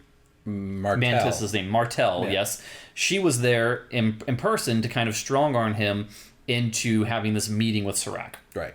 And Dolores, through this host, because he's none the wiser that this is not the man that he thinks it is, it's actually Dolores, reveals to him something that shocks him. Something that he could not predict, something that he did not know. He is a god of information, and yet he didn't see this coming. Mm-hmm. He says, basically, you found the problem is me. So he basically says, as Dolores, that he was the one who was bringing this into his empire all this time. Yeah. And then he detonates an explosive. Yeah. Which takes out Martell and causes him to kind of fly back out of his holographic state on his private jet up in the sky. Right. To realize that his grasp, his control is now being threatened. Right. And that it's a good idea to be the hologram guy, because he'd have been killed in the explosion if he wasn't. Yes. Right. Very much so. Yeah. So Dolores had made a plan, or Dolores Connolly Seward had made a plan. That's where the bomb came from. It was the same kind of bomb that was on the bike too. It was like a little explosion disc. Yeah. Yeah. All right. So now we see Ashley Stubbs, Bernard have gotten off of the train with Dolores. They're now on a beach with a pier. Now I don't know, is this the same pier? It looks to be the same pier. I bet it is. Yeah. Probably. So it's basically not just them, but it's also T-shirt guy and H from Ready Player One. Yeah. Who I probably should learn their names at some point because that's getting tiresome. That's okay. And the music from The Shining is playing. The musical choices were, there was Space Oddity we got to hear, like an orchestral version of it. That was earlier. Which is really weird to see I enjoyed that from Ready Player One on a beach with the soundtrack from The Shining again. Because that was big in Ready Player One. Oh, The Shining was big in Ready Player One? Yeah, it was a whole scene of it. Like, the whole integral plot point was around the movie The Shining. Ready Player One sucked. I loved it, but it. Yeah, okay. I don't get off on reference movies, and I read the book too. Yeah, we get into that a little bit later, but yeah. You want to fight me? No, I would. Let's murder each other at the same time. Let's red rum each other. Yeah. So it's basically Caleb and Dolores walking through the pier, and Dempsey is actually fighting them and calling them. He has these glasses on that connect to Rehoboam. He can look at someone and see what their predicted future is. Yeah. And he's basically saying that you guys are nothing. You are exactly what we predicted you to be. We know what you are. If we saw that you were a fly in the ointment, we would send you into the military to have you go off and get killed. You know, you were essentially the disposable ones of the world, and we categorize you that way because you mess everything up. You are worthless.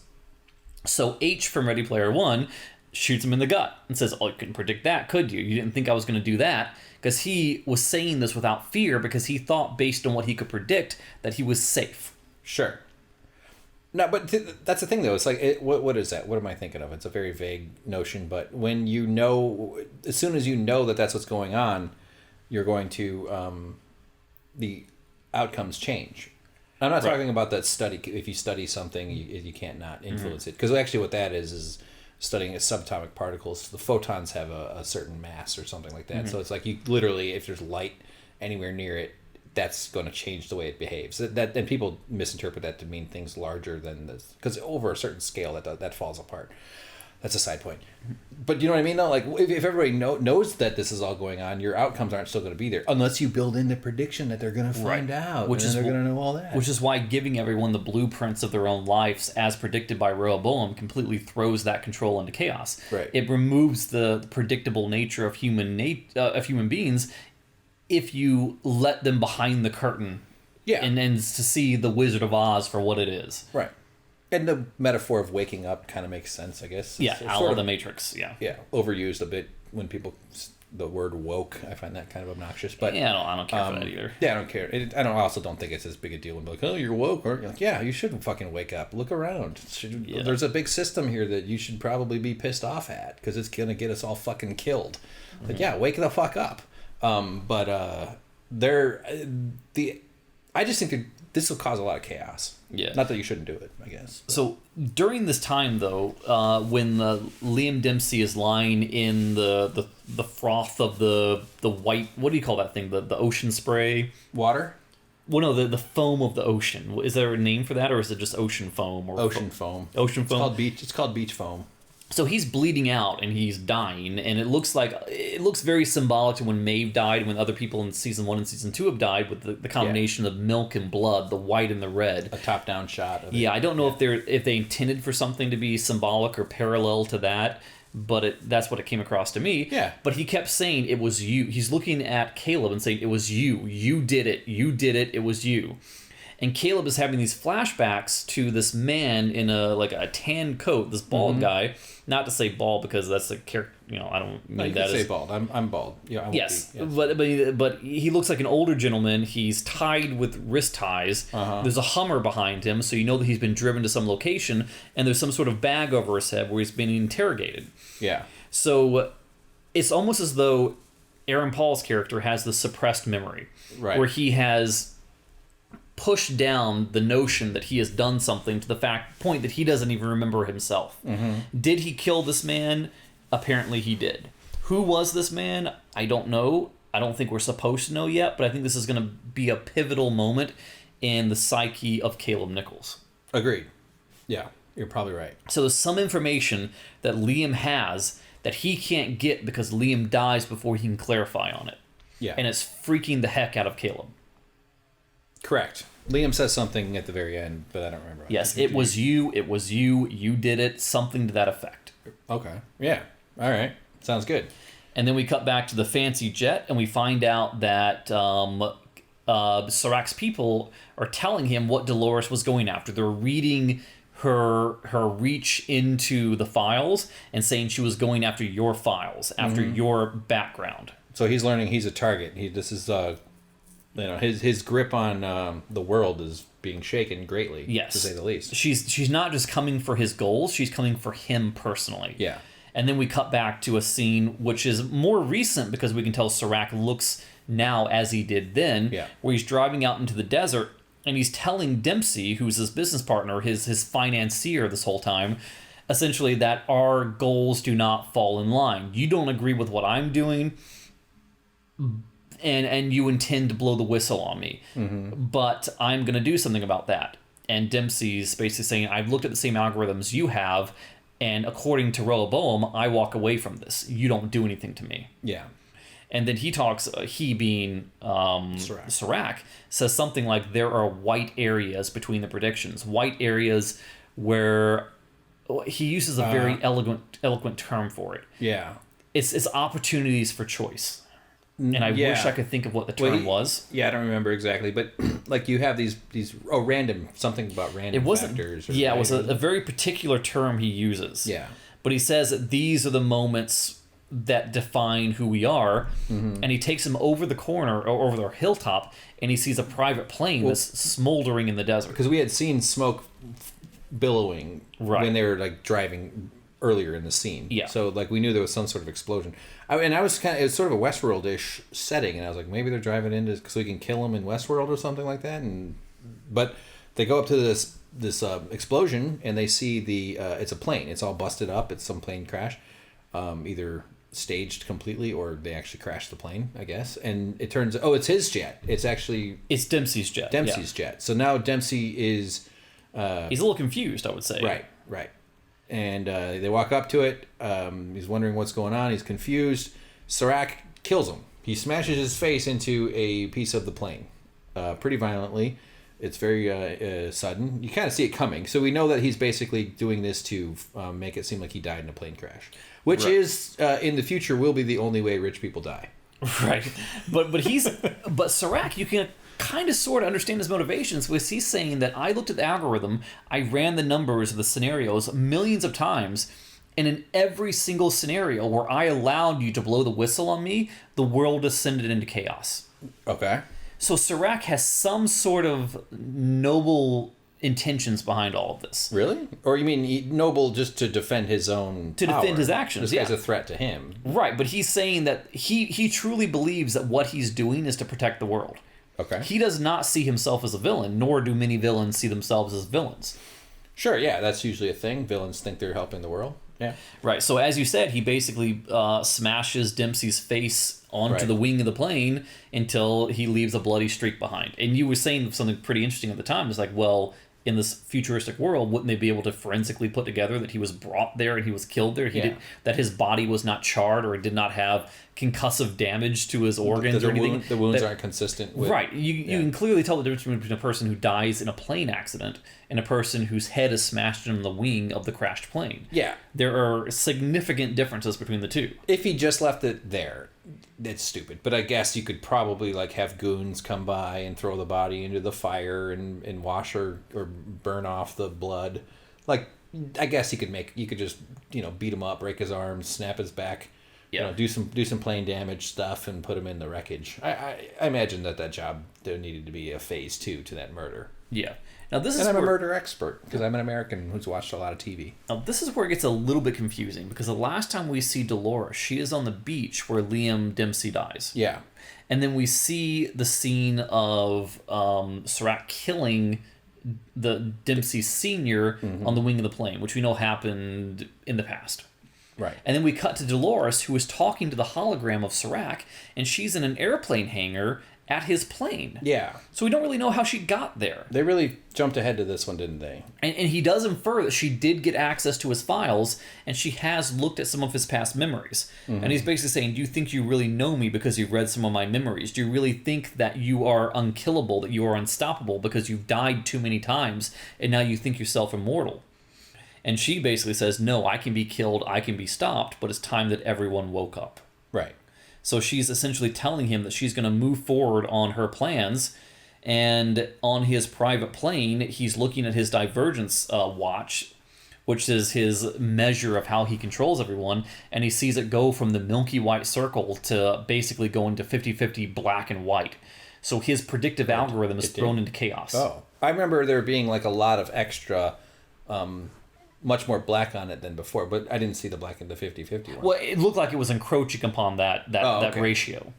Oh, it wasn't a straight line. No, the black was definitely making an aggressive approach over the white. Sure, yeah, compared to the normal which was symbolic of the loss of his control, and he starts having an emotional, angry, violent outburst as a result of it. So does this end with them? How does he die? What do they How does who die? Serac there. Serac doesn't die. Oh. Well, whose plane are they at? Don't they take his plane? Yeah, Dolores and Caleb Nichols take the plane. What do they do with Serac? He's not on it. Wasn't they just talking to him? Well, he was the hologram. Oh yeah, he was a hologram. Man, I'm dumb. I don't know. I just it's all shit happens so quick it gets confusing. Yeah, okay, cool. So we got to the end there then. So this episode, I was able to track it a little bit better than I usually do. I mean, despite all that happened in this episode, there were only a few meaningful moments. Okay. There wasn't a whole lot that went on despite everything that went on. Letting loose finding out confirmation of who Serac was in relationship to his brother, who created Rehoboam, who was truly in control of Rehoboam, what the finality of the storyline for Liam Dempsey was, and Serac's loss of grip over total control. This was basically an episode that was telling us that Serac, despite all of his power and all of his influence, does have a weakness, and Dolores found it, and she hit him where it hurts, and now he's struggling to grab back control from when Dolores took it from him. Right. She is smart enough to know how to defeat him.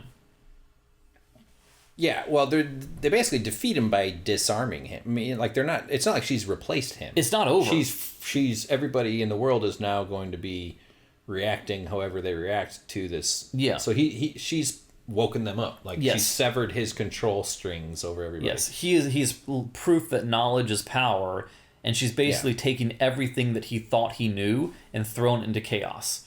So she's taken his power away from him quite literally. Yeah. it's kind of a Black Mirror sort of premise where, like, well, what happens if we just let corporations control all the data forever? Like, it'll eventually be a completely molded society that a few individuals have made decisions as to how the society is supposed to be formed. Mm-hmm. That's kind of, I think that's a fairly logical extension, if a little horrifying, but I think one thing that people don't understand / I don't understand, but I'm aware of, is that you are influenced by things you're not conscious of. Yeah. And that's, people like to imagine that they have, this brings up the whole free will versus determinism. Is that the right word? Yeah. That's a big debate. Do you believe in free will, James? I believe in free willy. Aha! pp.com, like I said before. What? You missed it. It was a dumb part of our previous bantering. PP? Yeah, you weren't. .com? It was a quick throw. I need to go there. Should I go there now? Maybe you should. No, please don't. No. There's one a day, and it's me. It's mine. What the fuck? So free will versus, or is everything written out in the code that no matter what, you're just compelled to, I don't know. Mm-hmm. What do you think? Do you believe in determinism? Like, no matter what, it's all just already written up on some celestial scroll? I don't think it's actually an Elder Scroll. Yes. Yeah. No. There are certain things that I know will never happen. Like, I wouldn't. Is it possible that I could reach over and punch you in the face with this fist right here? Yes, it is possible. Would I ever, in a million years, in a billion different scenarios, do that? No, I would not. Does that mean that free will prevents me from doing that? No, I would never choose to do that. Sure. But it may also be determined that you'll never do that. But I think I could challenge myself to piss you off enough to punch me. I don't think I could ever do that to another person. I could not. Yeah, you can't even. No matter how angry I get, I would never want to inflict physical harm on another person. That's not who I am. This is a guy, everybody, who finds a silverfish and can't kill it, right? Like, I take it outside. You do? I break into the neighbor's apartment and I let it loose in their toilet paper supply. You know they chew on your eyelids while you sleep. Don't say that. They eat your eyelashes. They nibble on the ends of them, and then they play them like a rib xylophone. Actually, that's a service. They're gross. If you don't live in LA, are silverfish all over the country? I don't recall them in Illinois. Yeah, I think they have bronze fish over there. Yeah. I hear Beverly Hills, all platinum fish. Yeah. Yeah, so yeah, you definitely aren't good at hurting things. I kill those fuckers. I don't care. There's so many. You know, they eat like cardboard and paper. So their lives are terrible. So why should we be? It's not terrible. It's not. It's great because they live in a world of abundance. There's no shortage of fiber. So why should we rain on their parade by bringing them death when they're enjoying the fruits of their world?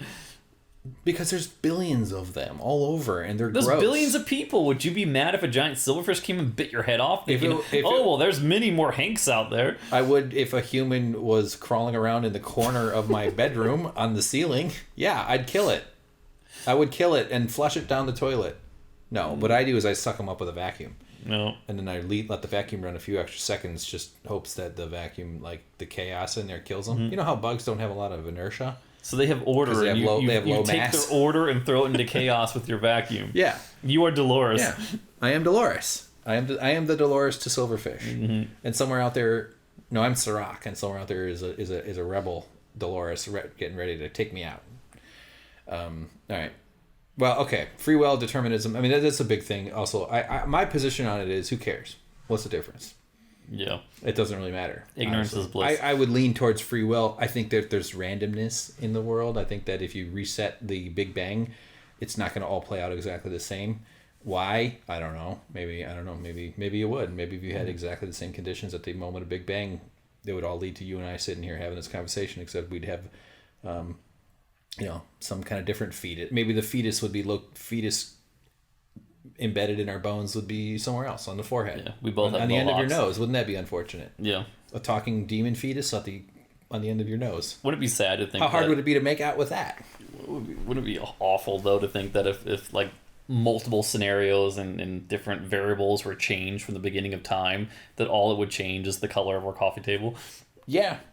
Yeah. Well, I mean, that's kind of a thing with time travel premises oftentimes, too, where they come back and like, hey, everybody's got a tail, but yeah, close enough. Yeah, it's like that show Sliders, where they're always trying to get back to their world that they remember, and sometimes they get back to it and they think that that's their world, and they're like, oh my god, everything's the same, there's my wife, there's my kid, everything's great, we finally did it, and then they open the windows and there's like UFOs floating in the sky. It's like, this is not my reality. Yeah. It's pretty wild. Watch stuff about the heat death of the universe. I find that very comforting. Mm-hmm. I like the idea that the universe is just going to go on and on until it all just like evens out into a low hum of nothingness. Yeah, basically. The entire existence of humanity is this tiny infinitesimal speck upon the infinite spectrum of the existence of this. And we're barely starting. Like the most we're what's in the stelliferous era, which is the era of stars. Eventually, the fuel that feeds stars and star creation will run out. Which are gas clouds, and then they'll enter the. The white dwarfs and the red dwarfs are going to live for a very, very long time. Eventually, they degrade into what they call degenerate matter. Mm-hmm. But then black holes grow in size over time. And as the universe gets on, the black hole era is where the only things that happen are black hole collisions, basically. Yeah. Or perhaps they evaporate off via Hawking radiation, which might be a thing. There's a really great YouTube video, time-lapse into the future. I think it's in 4K. Look it up. It's got like 20 million views or something. It's so in other words, because it has so many views, it'll be like the first result if you search for time lapse of the future. It's actually really interesting. Is it weird to think? But they talk about simulation stuff and recreating worlds too. It's like it gets in that. Although I don't think we're a simulation. Do you think we're a simulation? Nah. Yeah, definitely not. Eventually, we're going to be referred to as the ancients. Yeah, I like that idea that we're the ancients right now. Yeah. I tweeted that it's nice to be alive during the part where the phoenix dies. The part of humanity where it's like the phoenix will rise someday, but we're in the part where the phoenix is being killed. Yeah. They never tell that part of the story. They always talk about the phoenix coming out of the ashes, but we're in the part where we're making ashes. Yeah. Because there'll be like a small subset of humans that survive the environmental collapses that are coming. Do you think in the future and the resource wars, and then they'll be they'll like get to climb around our cities, and they'll be like, look at the ancients. They all stared at these black screens. That must have had electricity, whatever that is. And then kids will be laughing us in the future, saying, it's like, where are they now, Papa? Well, they died. What is death?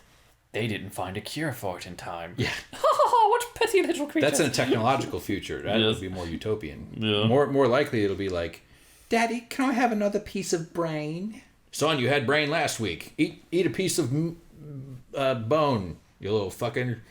shitty mutant son. Apocalypse stuff, James. Oh yeah. Yeah. Fallout people. Mm-hmm. Exactly.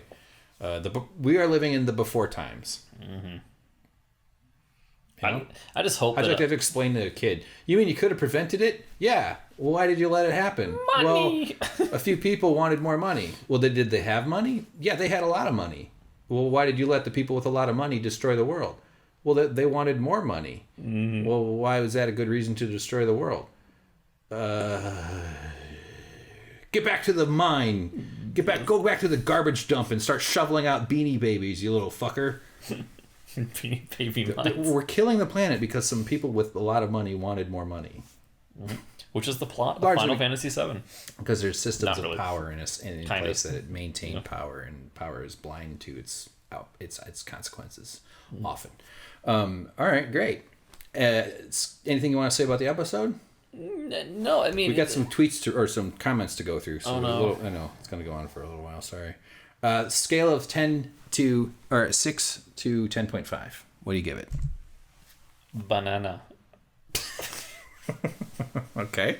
I'm going to give it a... I was somewhat entertained by this, but I find it becoming a little... confusing and bland, but not in a terrible way. This is more just like a nice restaurant, but the food's not that great. Yeah, like the food isn't. I'm not going to tell a story about the food. I'm going to tell a story about the atmosphere. Yeah. And if you go to a great restaurant, you want the food to be like a spirit. Like if you're going to spend like $500 on a meal or like some kind of crazy price fix menu. For two people, 500. You want the food to be like spiritually enlightening. If you're gonna spend that much money, not just like, well, they had a really cool fish tank and some crazy chandelier. Mm-hmm. But this feels like a nice restaurant with food that's okay. Yeah, I went from hating it because of the whole genre drug thing before I really picked up on what you were throwing out on that one. Yeah, to being somewhat bored, to getting complacent, and then getting confused at the end when they get to the jet.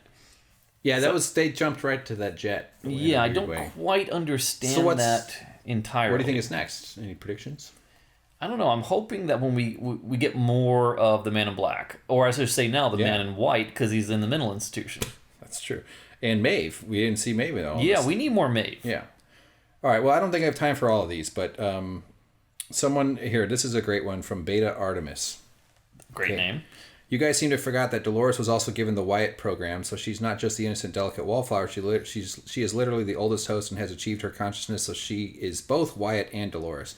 Besides, she just had a program that was her being the damsel doesn't mean she was somehow built like a delicate damsel. She's still a host by her own choice. She could be strong and literally be anything she wants. Stubbs, on the other hand, was not operating at 100%. He even says in the episode that he's only got mobility in one arm because his other one is fucked up, and they haven't been able to give him the fix he's needed because they don't have the resources. So him and Dolores fighting isn't even a fair and equal match because Dolores isn't damaged and she is fully ready while Stubbs is dealing with numerous damage.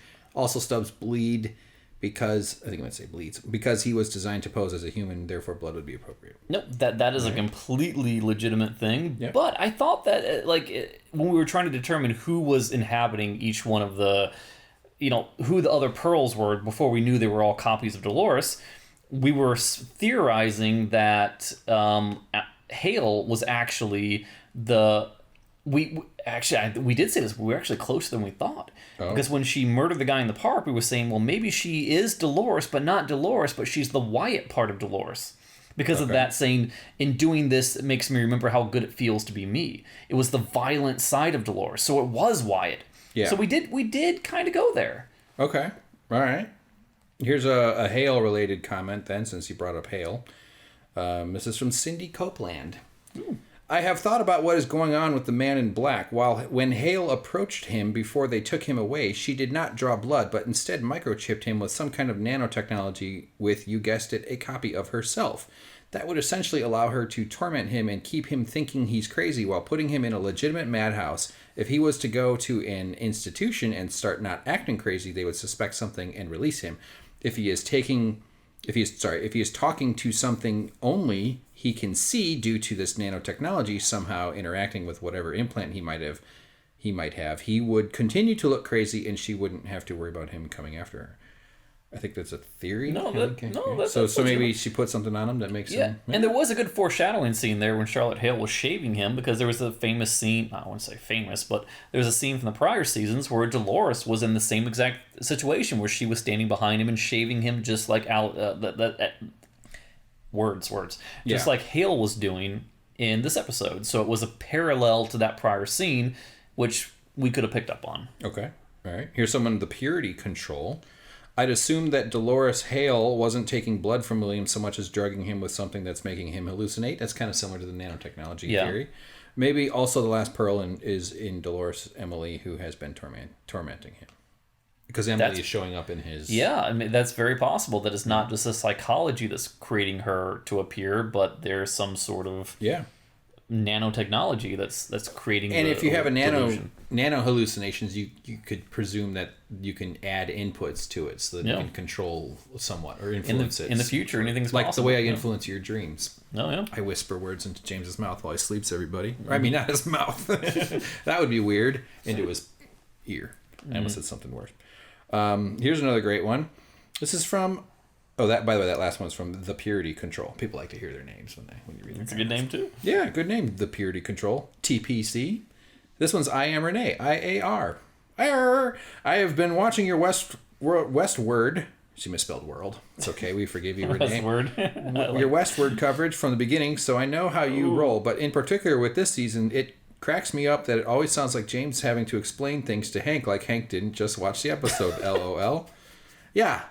I have a fucked up head, and I don't always internalize what I look at. I'm just stumbling through it. I don't know anything. Yeah, James is you're good at like the spreadsheet data and good emotional analysis. I'm more of an emotional like radar array. Like I'm picking up all the emotional signals, and it just goes into my brain and comes out. I regurgitate it in a very clumsy way.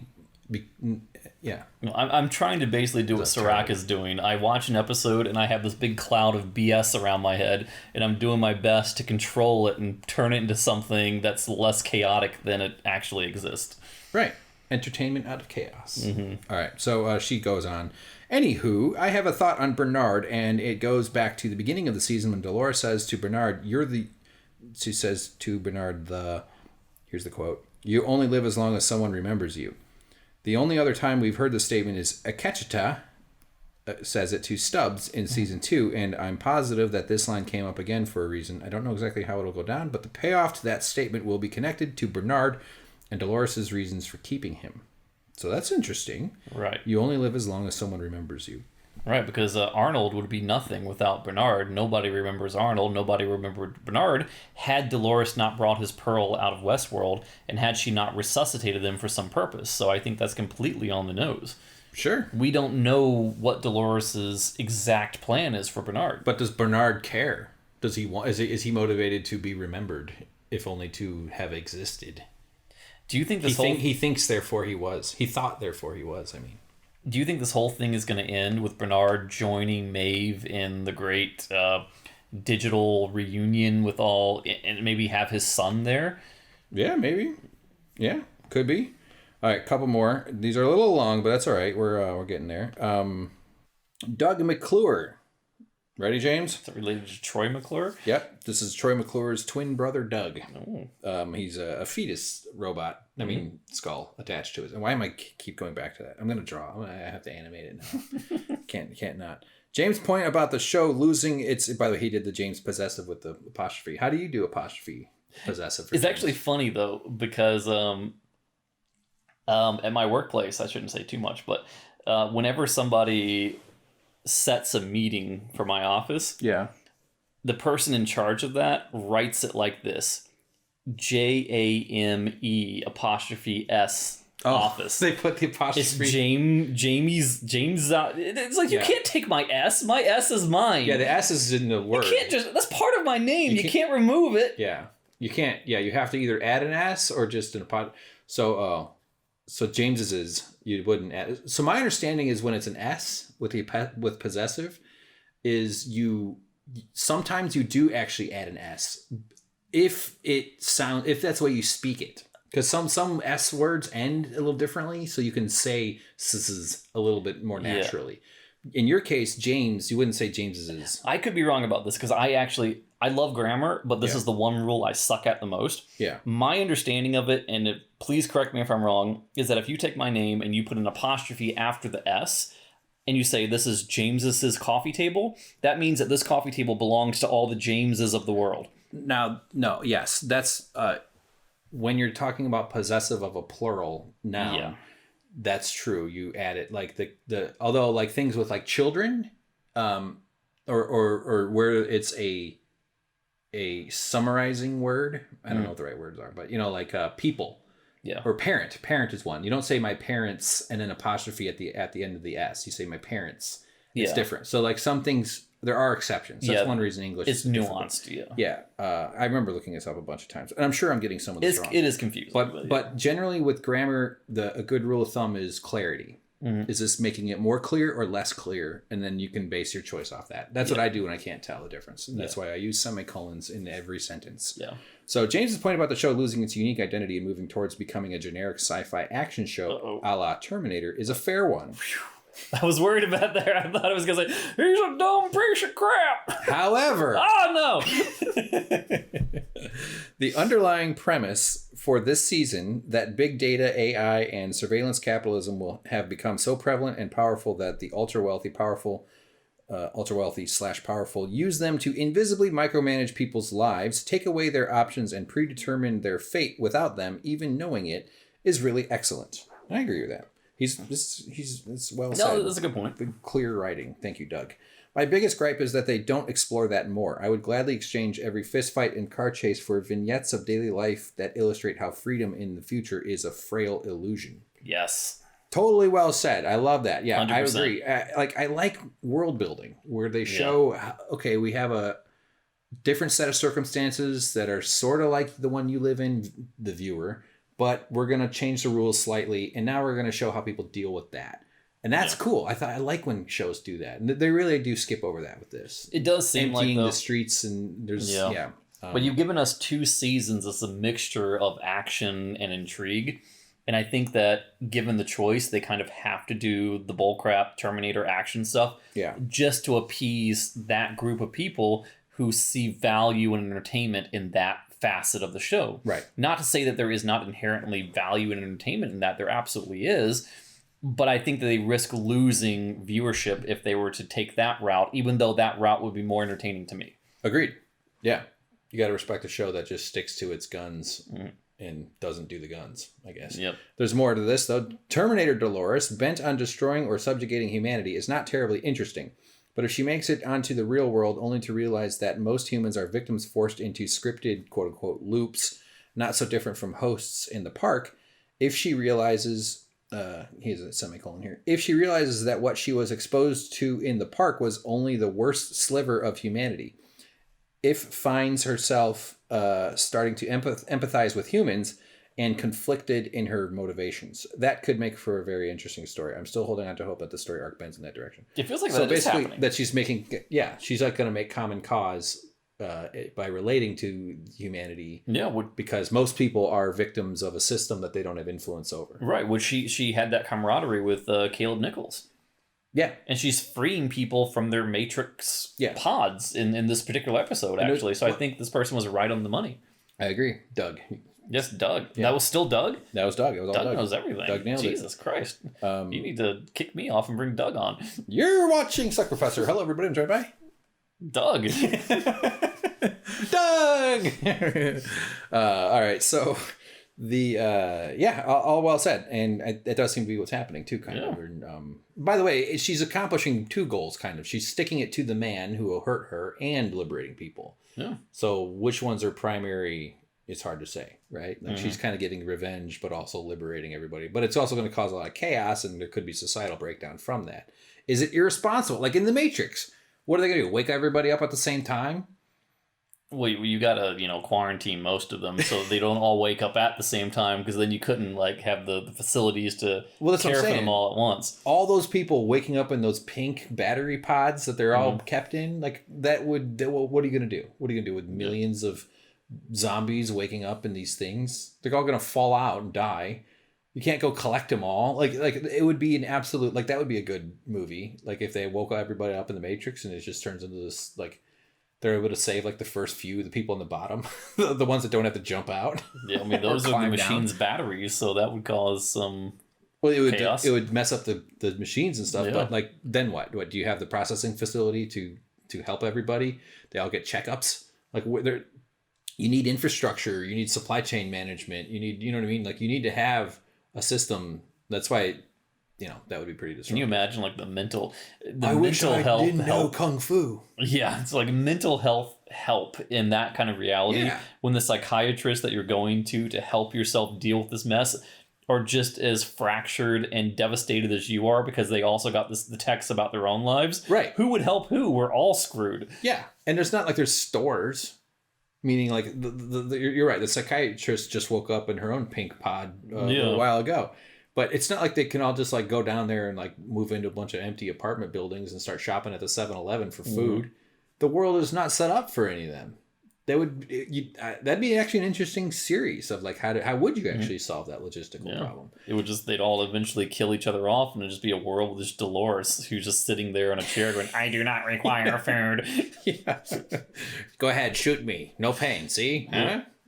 All right, finally. Another thing we forgot to talk about that, how she took 3 or 4 bullets to the abdomen and didn't collapse or recoil in pain or show any sort of damage. And Jesse looked at her and which proves that at the time in the tunnel she was faking it, or she allowed it to happen because she was we were questioning that at that point in time. Is did she allow herself to feel pain, or did she fake feeling pain in order to meet the Jesse Pinkman character? I think would be the explanation. She saw it because she'd already seen his plan, right? She knew his. She had access to Rehoboam, so I guess maybe that was the case. So she knew that she could appeal to his helping somebody. I guess I still don't know if that was the case or if it was just bad writing, but I'd like to believe it wasn't bad writing. Right. By the way, guys, our microphone's on our coffee table, and occasionally I accidentally bump it. So if you're hearing weird thumps, it's my audio processing will knock it down. It's not going to be overwhelming, but that's what those are. So finally, our old friend Zacchaeus. Remember him? One of the commenters? Yeah. Veterinarian. Oh no. He takes the temperatures of soldiers by sticking a thermometer up their booty. No, that's cats. So Zacchaeus always weighs in on like science-y and animal stuff. Okay. So he's got some good information here, and then we'll end it. Zach says, air bubbles can kill you, but remember the air bubble thing about injecting? Yeah. So air bubbles can kill you, but your blood is really good at absorbing air. It's what it's made to do. That's actually a great point. Mm-hmm. So it takes more than a small bubble. I don't know the exact amount for a human, but to kill a dog by injecting it with air would take about 500 milliliters of air. So I need like a tire pump. So I stick a needle in my dog and I sort of start pumping until it explodes. He just told us how to kill a dog. Yeah, thanks, Zacchaeus. What fucking psycho school did you go to? When I do it, it's his fault now. Yeah. Yep. Zacchaeus is your Dr. Ford. Yes. You shoot him in the back of the head while he's taking a sip of dog blood. No, but it's interesting information. Yeah. As far as blood transfusions go with humans, a few things can happen. If the RH factors, now I don't know what that means. Do you have any idea? I know RH in terms of SAP accounting, but I'm guessing that's a different thing. Rhizome? No, probably not rhizome. Probably some sort of DNA. Rhohobome. Something to do with the blood type, I guess. I assume. If the RH factors match, then likely the first time you get a transfusion of blood from a source that isn't a match, nothing will happen. The second time you can have a very severe allergic, like anaphylactic reaction that can be fatal. That sounds bad. So it's almost like you develop an allergy to it. Yeah, like an immune over response. If the RH factors don't match, starting over. If the RH factors don't match, there is an immediate and aggressive response that can cause out-of-control hemolysis. Well, hemo means blood. I know that much. LYSIS means lying sister. Yes. No, hemolysis. What is like dialysis? So probably blood going out your dick. That sounds pretty horrific. No, I don't think that's what dialysis is. Dialysis is basically when they filter your blood. They run your blood through a machine that Brita. cleans your blood and pumps it back into your system. So something to do with blood going out of the body. That's what I'm saying. Like hemolysis. Is that when you're like start bleeding out of your eyes and crap? Or just out of your cap, maybe like internal bleeding. I bet it means internal bleeding. Okay, keep going. I'm going to Google this because I want to know. I like knowledge. Yeah, knowledge is fun. I can't remember which matters, but in one scenario of the donor is plus or negative, and the recipient is the opposite, it will destroy all the donor's blood. And then in the opposite scenario, it can cause massive, sometimes even fatal destruction of the recipient's blood. But the amount Dolores injected wouldn't be enough to do that, though it could make him feel really sick fairly quickly. Okay. So it looks like it could screw you up in a lot of ways. So hemolysis, if I'm saying that right, is the destruction of red blood cells. It can occur due to different causes and leads to the release of hemoglobin into the bloodstream. In some medical conditions, as a result of taking certain medications, the breakdown of red blood cells is increased. Okay. Does not sound like something you want. No, doesn't seem to be. It says when red blood cells burst, hemoglobin, the part that carries oxygen, is released into the rest of the blood.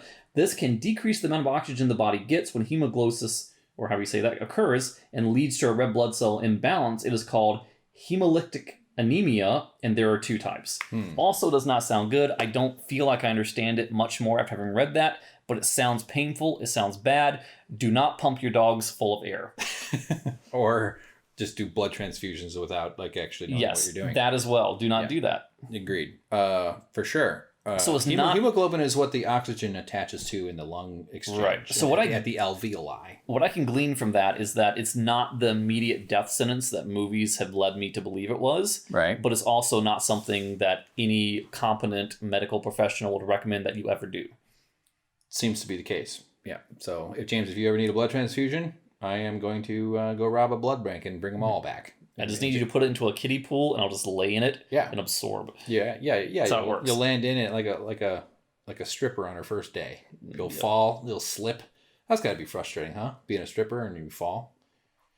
Off the pole or something? Yeah, just like you fall. Just anywhere you fall is embarrassing, but if you're a stripper and you fall, that's probably like, ugh. You're supposed to look elegant. Well, not really, because majestic. I would say that people who probably go to I've never been to a strip club, but I imagine that if you have enough people in a strip club falling, there's got to be at least one person and there's got a falling fetish. So you're always going to please someone. Yeah, that's true. I've only been in a strip club a bunch of times because they worked for one. No. And that's a story I'll tell on another show. If people want to hear it. Is that how your legs got so strong for the poles? Yeah. No. Yeah. That's how you can spin around. That's why you have one in your room? Yeah. No. Yeah. They called my legs the jaws of death. Because they can crack a walnut and a retired accountant's head apart. Mm-hmm. Right? Not retired yet, so I'm safe. Well, will be when I get done with him. Tip me, big boy. You want a private dance? No, but I have been in the same strip club many times because I worked for one. Mm-hmm. And now how is that for a tease, huh? Yeah. Huh? It's actually a very funny story with some sad details. So if you guys want to hear it, I'll tell it next time. James, you've been wonderful. We went really fucking long. I got to go get this thing edited before tomorrow because I have to work tomorrow. No, I do too. And otherwise I do it tomorrow, but I got to fucking do it tonight. Oh, it sounds like fun. Yeah, it'll be all right. I got some ice cream. I've been eating just disgusting shit, turning into a big walrus of a human being, and I'm on the verge of shifting back to a healthier food. Yeah. I don't think it's doing me any good. I got to be able to wear pants. I'm reaching the limit of my pants. I've just been stress eating. Can you imagine after this whole lockdown thing, people go back in the office in their underwear, like, I can't wear pants anymore. I think people are gonna be like, fuck it, I'm wearing pajamas. I don't care. Yeah. Or it'll be weird when it is because we've gotten so accustomed to this this privacy and this home comfort. Well, of course, we have these goddamn video chatting that is such an invasion of privacy. But you don't need to wear pants during them. You don't need to. That's true, and that's nice. But why do people need to be on video? What the fuck? What is all that about? Why do you need to see me? I don't want to see you. I don't care what you look like. I feel like it's an invasion of privacy, sort of. Yeah. I don't care that you can see me, and I don't care that I can see you at all. If I hear your voice and we're talking and I can tell you're not distracted, that's all that really matters. And frankly, if you're distracted, I honestly don't care that much either. Whatever. It's also stupid. Why video? What is why? Because we all want to feel like we're connecting or something? Yeah, humans' need for connection has a lot to do with visual cues. I don't dispute any of the human needs for connections because I lack connection. You're my human that I connect to. That's why I'm missing so much connection. Yes. JK. We've touched each other twice. I think we've known each other for 2 years. Or no, way longer than that. We use the same railing when we go up the stairs. That's our connection. That's how we exchange protein strands. Yeah. It's a Simpsons joke. All right. Well, anyway, I'll bitch about the video thing later. I don't want to have to put on a collared shirt and pretend like I showered. I don't like to do that. My voice sounds clean. My face doesn't. I have dirt smears on my forehead from being a scamp selling newspapers down at the asbestos factory. All right, everybody. Thanks for watching and listening and liking and subscribing and all that other shit and being Westworld viewers and watchers and Tiger King. Whatever. Oh, yeah. Maybe a little bit more. Do you want to do a follow-up on Tiger King? You've watched so much of it, we probably could. I know, but I know that when we did their initial breakdown on it, I had eaten something that had absolutely...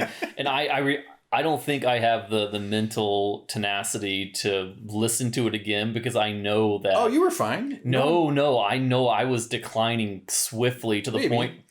By the very end, I couldn't put a sentence together. Yeah, that's okay. Now you know what it's like to be me. I knew that it was getting bad and that I could do nothing about it. Nobody even noticed. Really? It's not in the comments. I was freaking out about it. I was like, oh my God, I feel like a Neanderthal. Nah, you did great. I ate a gummy.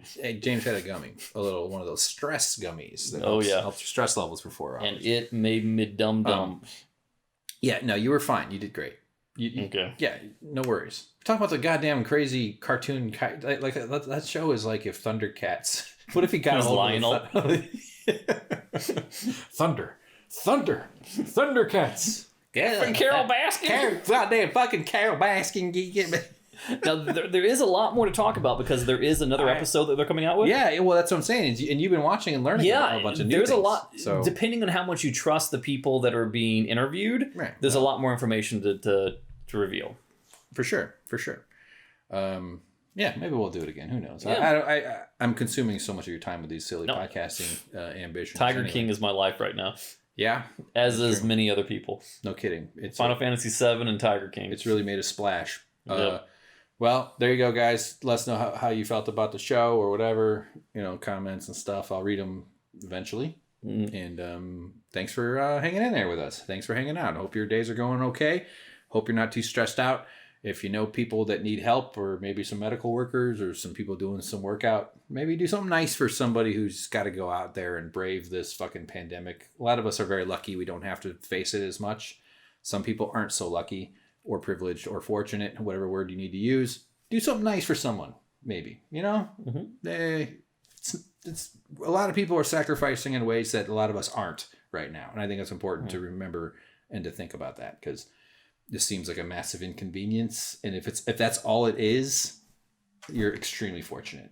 Mm-hmm. So it's 20,000 dead in America already, 22,000 dead in this country. So, and it's only going to get worse. Yeah, well, if you think about that in terms of the total population of the U.S., then you might think, oh, this is not much at all. But I can tell you that many, many, many, many years ago, there was that Hale-Bopp comet cult. Remember the Heaven's Gate?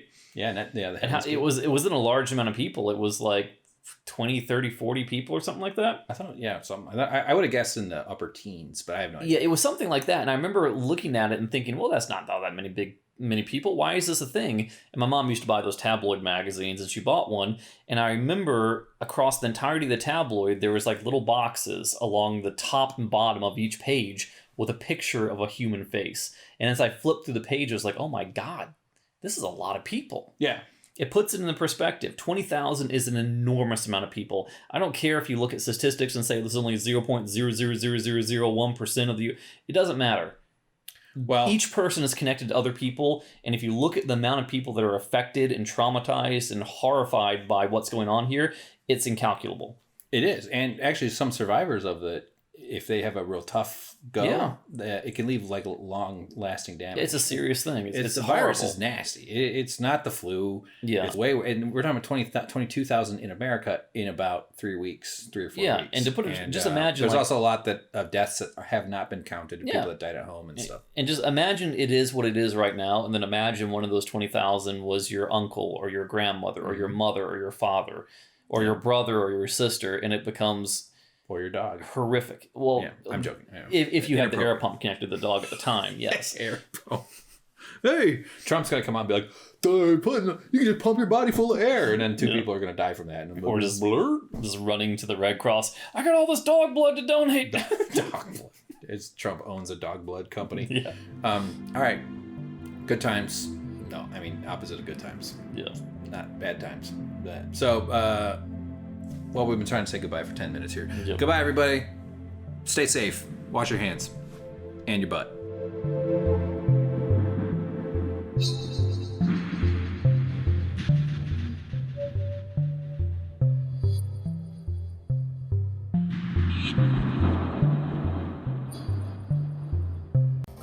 James, plug in the microphone. We got request our tech professor video thingy. Everybody's gonna know their own fate, James. Fate